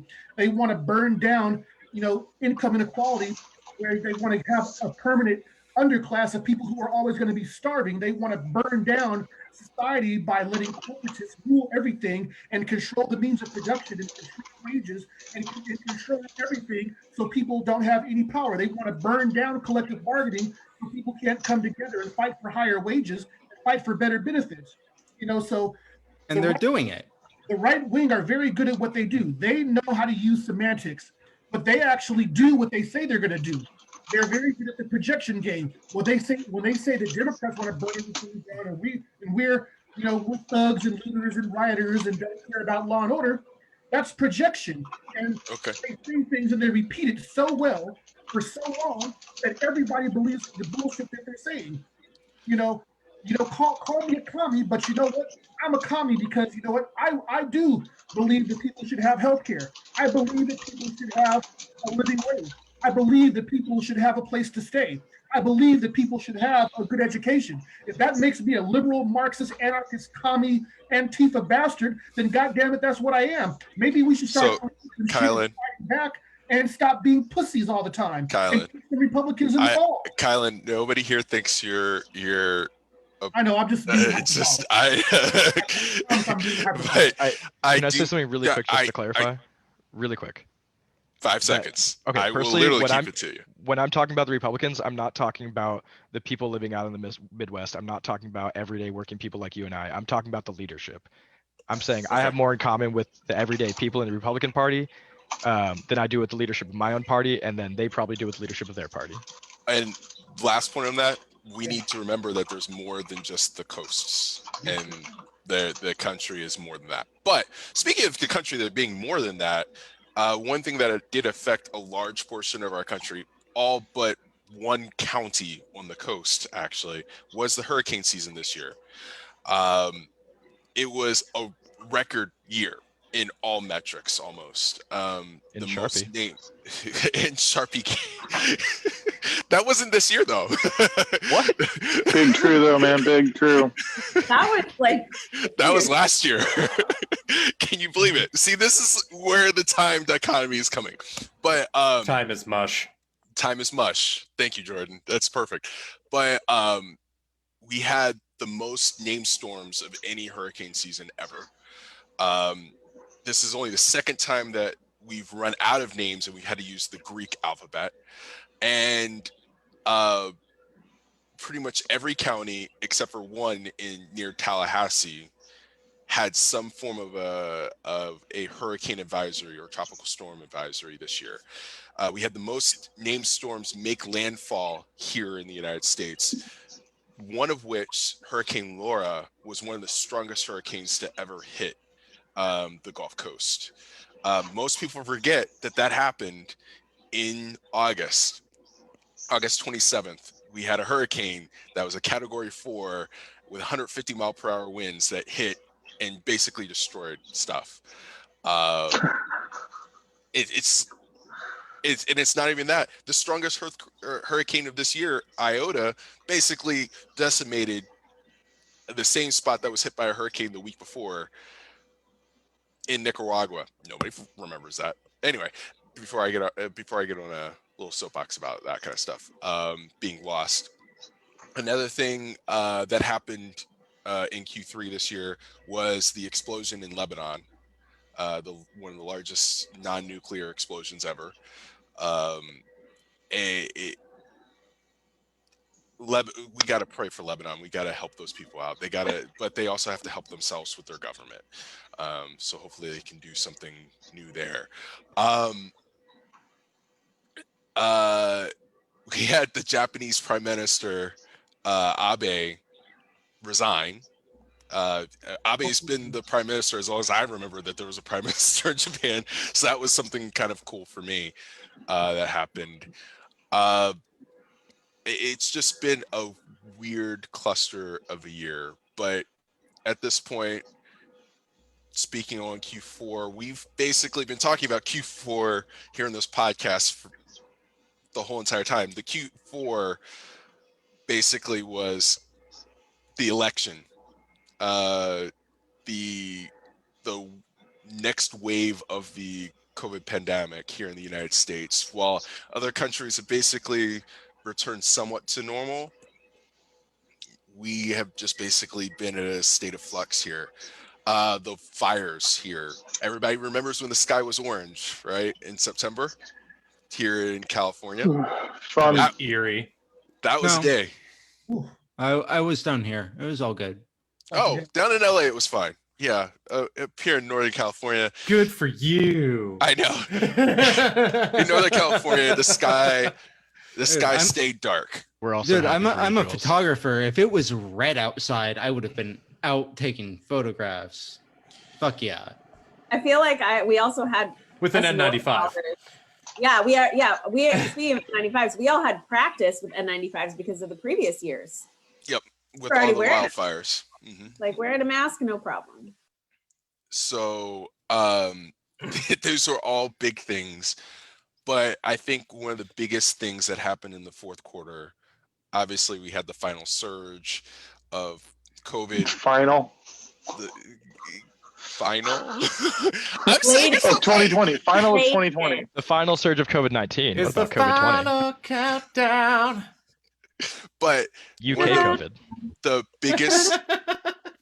biggest news story, in my opinion, for Q4 was the passing of Ruth Bader Ginsburg. Ugh. That was a blow. And the bloody aftermath.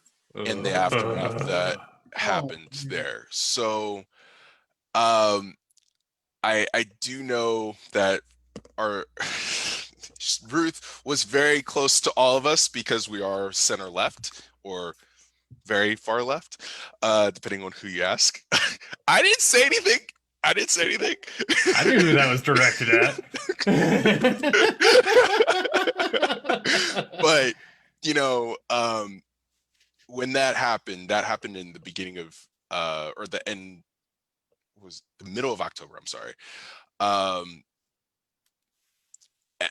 There was a, I think it was September. It was October because it Really? it all happened very quick. I think thought she she started getting died. really sick in September. She died in September. September 18th. Yeah, September 18th. September 18th. Well, there you go. Yeah. Yeah, September 18th, she passed away. So I the only reason why I remember October is because that was when everything with Amy Coney Barrett was going on. Everybody knew she was the top on the list. Everybody knew that she was going to be confirmed, and everybody knew she was going to be confirmed before the election. Because Trump had an eye on the election the whole entire time through the confirmation process, and also just future conservative ideals. I wanted to ask a quick question of the panel.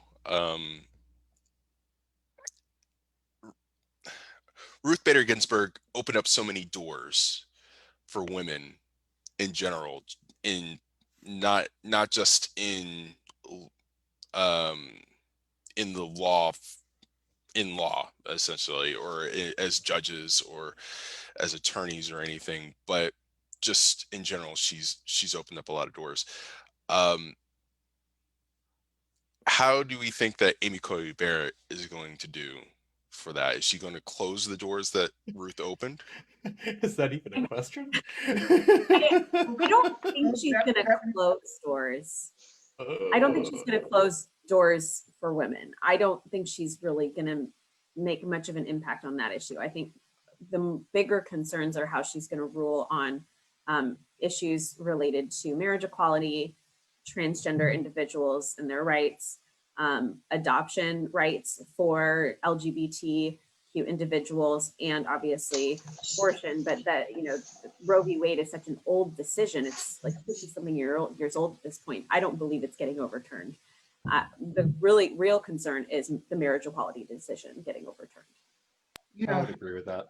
Yeah, for me, I'm just, with this merge of the court,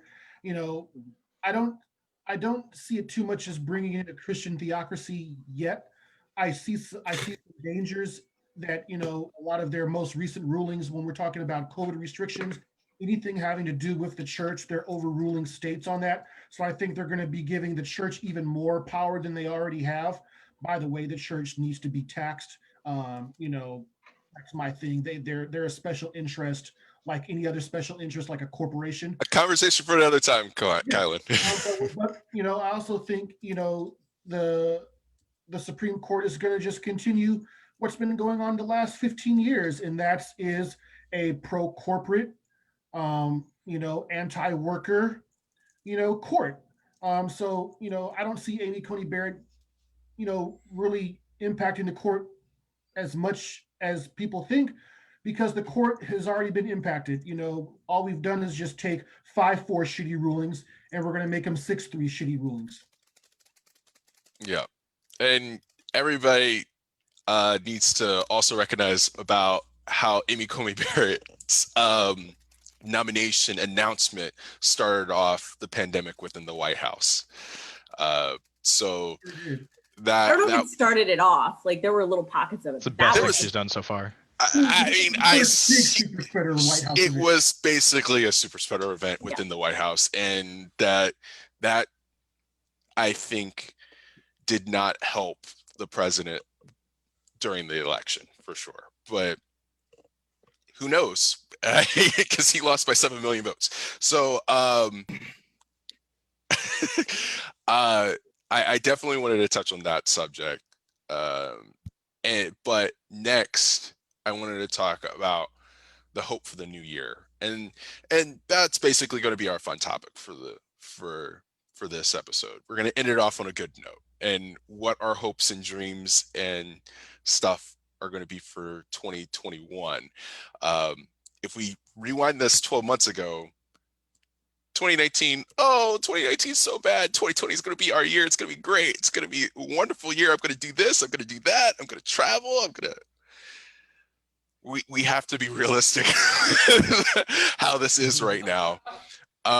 It can't just be, I'm going to go and travel off across the world and do everything. We have the roaring 20s to do that, which I have my opinions about how this decade's going to end up because of it. But I wanted to see what everybody's hope was for this new year. I want to start with Kylan. You know, I hope for a few things. I hope that by the end of next year that we as a nation can be healthy and not be dying of COVID by the end of next year. Personally, I'm hoping by June 16th of next year, which is my birthday, I'd love to be able to celebrate my 40th birthday by having a party, but who knows? You never know. But I think next year is going to be a better year for the simple fact that we have vaccines, you know, and we're going to have a competent administration to administer them, hopefully. And, you know, as much as I rag on conservatives and rag on Republicans, you know, deep down, aside from kicking them in the balls, I do actually wish that as a nation that we could try to come together in some semblance and have some commonality and try to fight for some universal ideals. You know, I would like that. I'm not naive enough to think that that will happen, but I can wish for it deep down and have a fool's hope. You know, and the last thing that I would hope for in 2021 is for Democrats to have balls. You know, I want them to have balls and stop letting Republicans kick us in the mouth and roll us in negotiations and utilize their fake outrage machine. You know, I would just want us to just not only stand up for themselves, but stand up for their voters. I'm tired of hearing about Trump's 74 million voters. How about we hear about Joe Biden's 81 million voters? What about us who voted, you know, to get that bastard out of office? How about our voices get heard for once instead of, you know, everybody licking the boots of the 74 million Trump voters, you know? So that's what I wish for. Okay. Kylan has a lot of good thoughts there. I wanted to go to Jordan next. I hope, I want to be wrong about Biden. That's what I'm hoping. I'm hoping I'm wrong because I'm just seeing a whole bunch of status quo. And that's, I think, the last thing any of our generation wants at this point is more status quo. I think we're all collectively pretty damn tired of it. And this whole game of picking the lesser evil. So I'm hoping I'm wrong, and I'm hoping a lot of material change happens under the direction of Biden and Kamala, but I do not have my hopes up. Hate to be a downer, but I really just don't have many expectations out of 2021, frankly, and I think it's dangerous to have expectations when I think 2020 might have just really just been the tip of the iceberg. That's fair. I mean, that's truthful. It's very truthful. But Hannah, sorry to be a downer. that's not a downer. That's. I mean, that's kind of what I was saying. Let's be realistic about Right. what the year is going to be like. Yeah, I don't think it's good to have any expectations, really. Yeah, we got to be realistic. But I wanted to ask Hannah what you're hopeful about in 2021. I am hopeful that with our new presidency, with Biden Harris coming in, if that work will be done on healthcare and that mental health services will get significantly more support. I want to see a lot of changes in our country, but I think what's really needed is to make sure people's essential needs are met. And I think if that were at all some kind of a focus for this year, that'd be fantastic. It would be great to be able to go visit my family.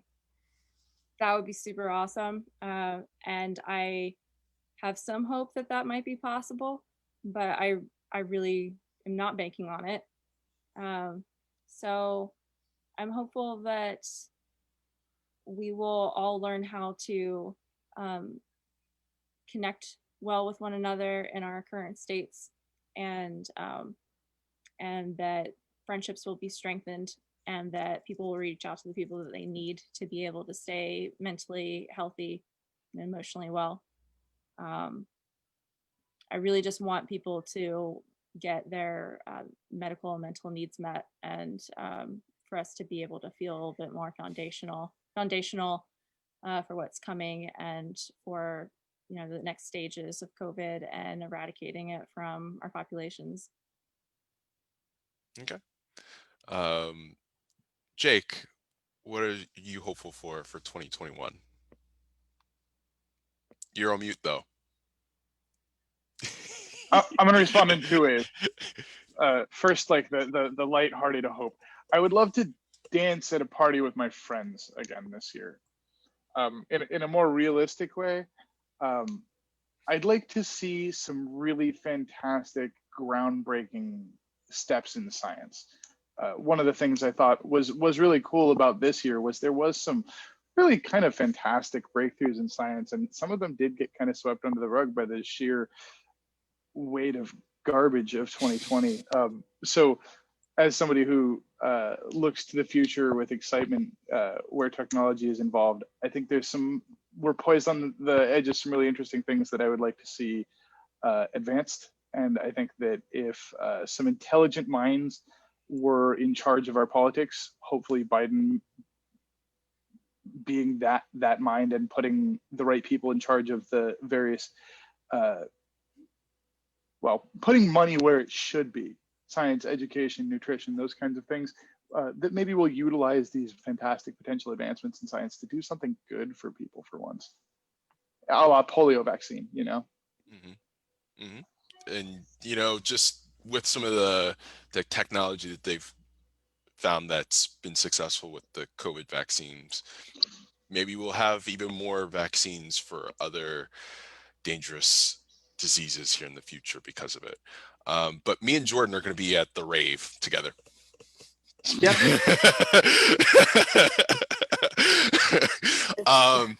I wanted to go to Jules next. What are you hopeful for 2021? I mean, I'm hopeful for, the unrealistic expectation is that we can start to deprogram the people who have been brainwashed into these weird alternate theories of fact, of alternative fact, let's say alternative fact, that doesn't actually have any bearing in reality.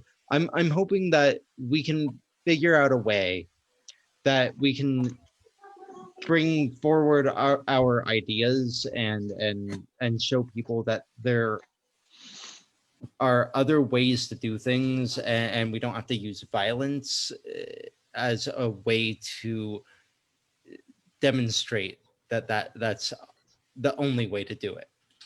I'm concerned that we're moving in a direction that we might not be able to come back from. So I hope that we can nip that in the bud. On a more lackadaisical way, I just want to see my family. I want to be able to go to a bar and hang out. I want to be able to do things. I want to go to the fucking movie theater and watch a movie. And they release movies in theaters, but only people in the Midwest are allowed to watch them. In California, we can't see fucking anything. I want an end to this madness, and I want people to understand that their point of view isn't the only one. I think that most people don't necessarily miss the movies as much as they miss the popcorn. You can That's not order true. some. You That can is sometimes not order that true. online. Yeah, actually, Amanda's 100% right. You actually can. I think it's Cinemark who does If it. you order right? it online, do wow. they mark it up by like $10 No, just no. to give Okay, it authentic? You the can popcorn is also buy it the popcorn online is not the for issue. It's Harkins. the experience. It's going to see a movie in a theater with a bunch of people, and you see it and you laugh, and you go to see a comedy or a drama or a tragedy, and you cry, and everybody else is crying. Like that's what a play is. That's what a movie is. That's what you do. It's you feel a thing with other people, and we have not been able to do that for a year, and it's unhealthy. But what is it without the popcorn? Yes, That's exactly. the question. Who the fuck cares about the popcorn? What the fuck are you talking about the popcorn? What the fuck is It's that? the best part. It's the best part. It's the best popcorn. part. It's good, but the feeling is the best part. The You mean the feeling is feeling the of finishing point. all your popcorn before like the movie starts? I hate all of you.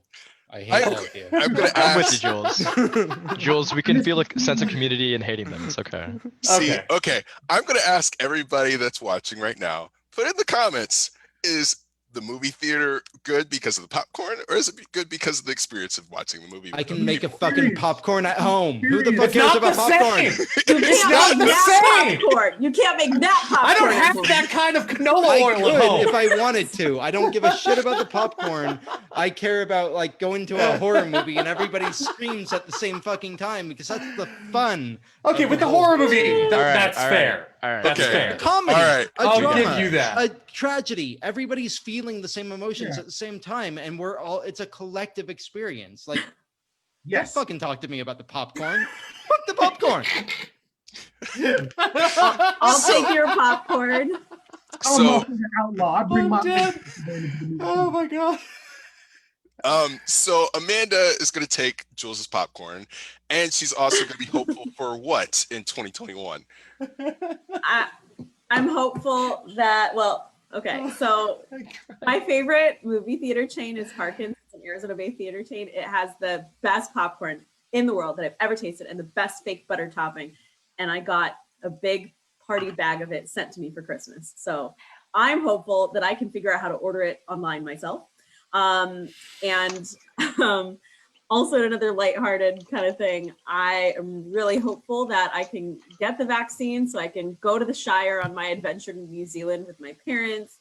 I haven't seen my parents in almost a year, and I'm probably not going to get to see them again maybe until July. So I'm really looking forward to seeing them. I'm looking forward kind of more seriously to see if the Biden-Harris administration does anything about student loan forgiveness. I can't lie, it's been really nice not having student loan payments since March. It's the one thing Betsy DeVos did, right? And then I'm kind of looking forward to certain changes in the criminal justice system saying, I actually really like using Zoom for court. It's been really convenient for my clients who don't have the ability to get to court. They can just borrow a phone or computer, then they can appear. And it just has made, I think, made my job a little bit easier in that respect. So I hope Zoom is here to stay, and I hope a lot of other things can go back to normal, but not in like a status quo kind of way. Wow. That the discussion right now about popcorn right now, I'm just loving this. So, again, Amanda, great points about what you want and what you're hopeful for 2021. I am very hopeful to go out and travel again. I went on a nice road trip for the last couple days, just sitting in the car and going and seeing new things, even though nothing's open, just seeing a bunch of new things, except for mysteriously, everything is open in Idaho.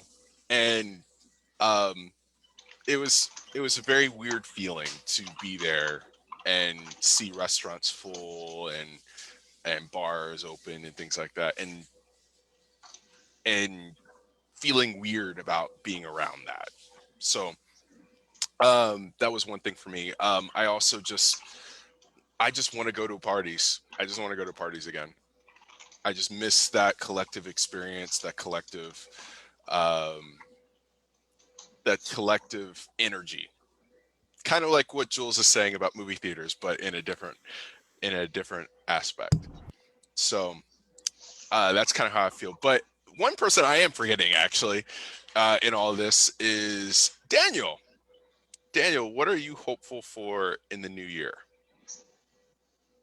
So there's, different aspects of it, right? There's a personal aspect, which is I am, I live with one of my brothers. He's pretty high risk in terms of COVID morbidity, and I'm really looking forward to getting to go grocery shopping without worrying that I'm killing my brother.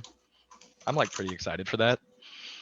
Um, and then, kind of the same collective experience. I miss my Muay Thai team. I miss getting to sweat and work hard with my friends and, just sort of getting to share that human experience. Um, from a political perspective of what I'm looking forward to, I guess this is a good time to announce that I am actually running to be an assembly district delegate for District 10 for the Democratic Party. And so District 10 includes Marin County, Southern Sonoma County, and what an assembly district delegate does is there's about 3,000 of us, and 1/3 of us are elected. This is the opportunity for grassroots change in the Democratic Party. And so we go to the Democratic Party of California conventions. We set what the state party platform is, how the state is going to, or how the party is going to position itself on ballot measures and other aspects of like party administration. So that's what I'm running for. And yeah, so I kind of got into that mainly because of my mom, which is a weird sentence, but my mom was a incredible environmentalist and one of the forerunners of the recycling movement, and she really emphasized, collectivism and how important it is that we are all in this together, and we need to care for each other. And she was a badass single mom who really emphasized that to me. And so I've worked a lot of jobs in my life. I've been a bouncer, I've been an EMT, I've been a truck driver, I've worked with the union, and now I'm pursuing my doctorate in clinical psychology. And through all of it, it's just become really clear, from all the people I've met and all the interactions I've had that, we might all be in this together, but our leadership isn't. And it's become really clear to me that the Democratic Party over the last 30 years, and maybe longer, has kind of shifted further and further to the right in an attempt to appease both their corporate donors and, a far right party that, doesn't know when enough is enough. And I think that's killing us. I think that's killing us. I think that's killing the more, easily exploitable people in our society. And I, just find that really appalling. I feel like they're out of touch with everyday working people. So that's what I'm running against. What I'm running for, I'll post my full party platform in the chat later. But my main concerns are, number one, mental health, improving the way we approach mental health. I worked as an EMT for a long time. I saw our state's mental health system firsthand, and it was not pretty. I've been studying psychology for a while now, and now I have the understanding and scientific background to really understand what I saw. And then I've been volunteering for suicide prevention during the pandemic, and people are hurting, and the way that we approach mental health is not doing enough, and especially for our young people. So that's one of my sort of first concerns. Another concern of mine is labor rights. We just passed Prop 22, which is the most expensive ballot proposition in California history.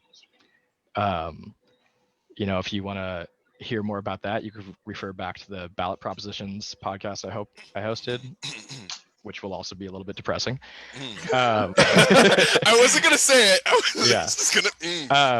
Or if you want to learn a little bit more about the damage that has caused, you can refer back to the union podcast I hosted. So, labor rights are very important to me. I want to work to pass the PRO Act, which is an act to repeal the right to work for less laws and make it easier for workers to organize a union. Another main part of my platform is guaranteeing affordable, quality, single-payer healthcare as a human right, because I don't believe that people can thrive when a single injury or illness can wipe out your savings or put you into debt. So those are a couple of the issues I'm focused on. At the end of the day, all of these things are so interconnected that it's going to take a really, nuanced and powerful approach to deal with this. And so because of that, I'm not doing this alone. I'm running with the Progressive Slate for District 10, which is a group of 14 of us who are, who have this shared value of wanting to change the Democratic Party to be beholden to its members and not its donors. I'll post a link to that in the chat as well. It's a really great, diverse group of people, varying levels of political experience and just a lot of accumulated wisdom from a lot of different life stories. So all of our viewers that are in Northern California, how can they go out and vote for you? So any registered Democrat in California is eligible to vote in this election, but you have to file for a ballot. And if you're in District 10, which means your assembly person is Mark Levine, I'll post a link in the chat, but basically you have to file to receive a ballot by, I believe, January 11th, and the deadline for the ballot to arrive is January 27th. Because, the mail is so slow right now, I really recommend sending it in as soon as possible.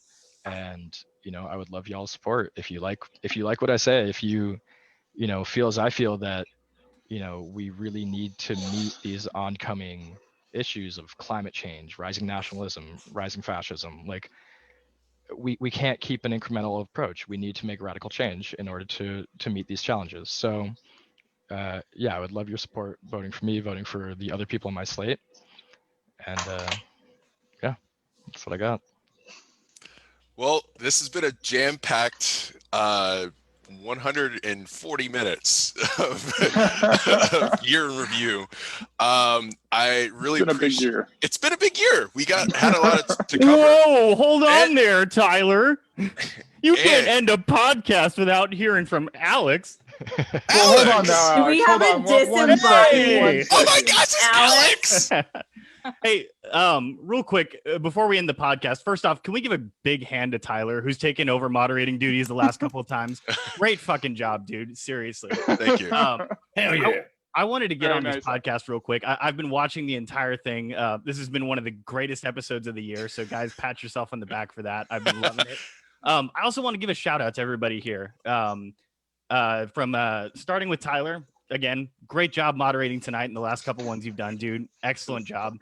I want to go to Hannah next. Hannah has been instrumental in handling everything behind the scenes. Everything that you guys don't see, all the hard work that goes into this podcast, that's all Hannah. And I want to give her a round of applause for that. Great job, Hannah. Seriously. To Kylan, big boy over there. What's up, dude? How you doing? Thanks, buddy. Hell yeah, man. So to Kylan, real quick, you're one of the most passionate dudes I've ever met. You bring that fire every time to this podcast. You bring that fire every time. And I just want to let you know I appreciate you for that, dude. Thank you for that. How much passion does Kylan have? A lot of passion. All the passion. On a scale from 1 to 10. One cheesecake worth. To Jordan. jeez.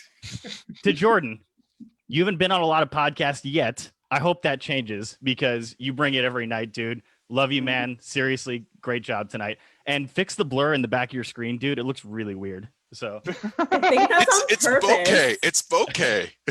it's a camera It's- effect. Portrait. I thought it mode, looked good. Alex. Yeah, I just fixed it. It's literally a button. Yeah, it all looked right. awesome. I like it. Rapid okay, so I guess I'm the only one then. I Yeah. apologize. Were you to in Amanda, an 80s workout video? I just got done with a workout. It's the headbands is really messing with me right now. That was the first fucking thing I noticed. I wasn't even gonna say it. I was like, what is happening I thought right he was here? in character. I'll be honest with you. I do. I was wondering how long it was going to take someone to mention it. It was, I didn't want to looked shit like on you're you. about- yeah. I've been But, waiting for my yeah. moment. It looked like you're about It's to not the be look. in the remake of the Karate Kid. The second Oh, time God. around. Okay, so this is my hair without it on. Are you happy now? Yes, Super happy. No one's happy in 2020. I'm ecstatic. Cut the beard Anyways, off. you were Now going to cut talk off the about hair. Yeah, talk about Amanda. Right on. Amanda, You've been part of the mod team since the very beginning of this. I picked you to help be on the mod team. You've been an instrumental help towards getting this thing off the ground. You come on the podcast, you bring the stats with you every time. You're one of the smartest fucking people I've ever met in my life. I appreciate you. Thank you. To Daniel, you haven't been on a lot of these podcasts, but you have come up with two of our most popular mini podcasts, the Ballot Initiatives one, which isn't too relevant now, and the one about labor unions. And frankly, relevant. The one on labor unions, I watched the whole thing. I learned a lot, man. So I wanted to thank you for bringing that extra content to the podcast and being a part of this, man. I appreciate you. To Jules, another part of the mod team here. You've been a great part of this too, man. You came in a little late to the mod team and stuff like that, but you've been an instrumental part of the outreach that we've done and stuff like that. And I just want to say I really appreciate you for that, man. Thank you for coming on and helping out, taking this thing to the next level. Last but not least, my man Jake down there. Jake, like Hannah, has been an instrumental part of getting all the mini pods off the ground. If you've done a mini pod, you know that you've had to interface with Jake. And you know that guy's organized, and man, it's been excellent working with you, dude. You've been super great with all this, and I just want to say I really appreciate you for that. Real quick, again, to everyone that's been a part of this, whether you're on tonight's podcast or not, thank you so much for everything that you've done to make this podcast what it's been this year. It's been a wild year. And we hope to be with you for a lot longer. So again, thank you. And with that, I'll let Tyler outro us. Alex, but you actually forgot one more person. Who's that, Kylan? You know, take a look at the screen. We'd actually like to thank Alex P. Reed. You know, because way back when, this guy that we know came up to us and said, "Hey guys, I'm thinking about doing a podcast. What do you think? Are you in?" And this man has worked so hard in bringing together such a diverse group of individuals with such diverse opinions. Somewhat. Started out more diverse. Sometimes dealing with us is like herding cats. And throughout it all, you help keep us together, man. You started this. You've been our glue. We appreciate you, man. We got so much love for you. You should hold your head up high. You started something tremendous that's still going on, being Mr. Selfless and not, taking any credit for it. And we so appreciate you recognizing all of us, but damn it, we're going to recognize you too for what you've done. So hold your head up high. We're proud of you, bro. And we look forward to, what we're going to do together in the future in 2021, man. So great job, man. We love you, Cupcake. You stole our thunder by popping on here. We were going to surprise you. It's amazing that somebody as argumentative as you could pull together a group of people to work together. Because it really was, hey, we argue a lot. You want to argue more? Do you want to argue publicly? Yeah, publicly. And it's been amazing because honestly, without a few really important prompts and the social glue that you've provided, this wouldn't have happened. And I mean, honestly, 2020 has been really rough for a lot of people in a lot of ways. And socially speaking, I had an almost annoyingly regular social demand. I don't know many people who can say that. I got to see your faces all the time. We all got that wonderful social experience because you helped put this together, because you played those intrinsic important roles that many of which no one can see because they're so behind the scenes. They're making the choice to do the thing. And I got to say thank you. This has been great, man. Yeah. Guys, thank you. Don't know how much that means to me. And I'm dead serious. Wouldn't be here without every single one of you, including everyone that's not on the podcast tonight. Mm-hmm. Thank you so much. We love you from the bottom of my heart. I'm tearing up a little bit. I'm trying not to, but man, got to me. Tyler, just outro. Look, Alex, we got some great things coming up for next year. We're gonna be expanding a lot, and we'll be announcing that soon.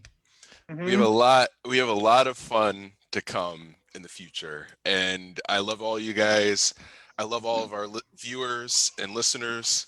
I love everybody that comments, and I just want to say, let's get on with 2021 and let's grow together. And make sure you like us, you follow us. We're going to be announcing some really cool things next year, and we'll be back in 2 weeks to see you and talk about the news of the time. Project SIP out. Happy New Year.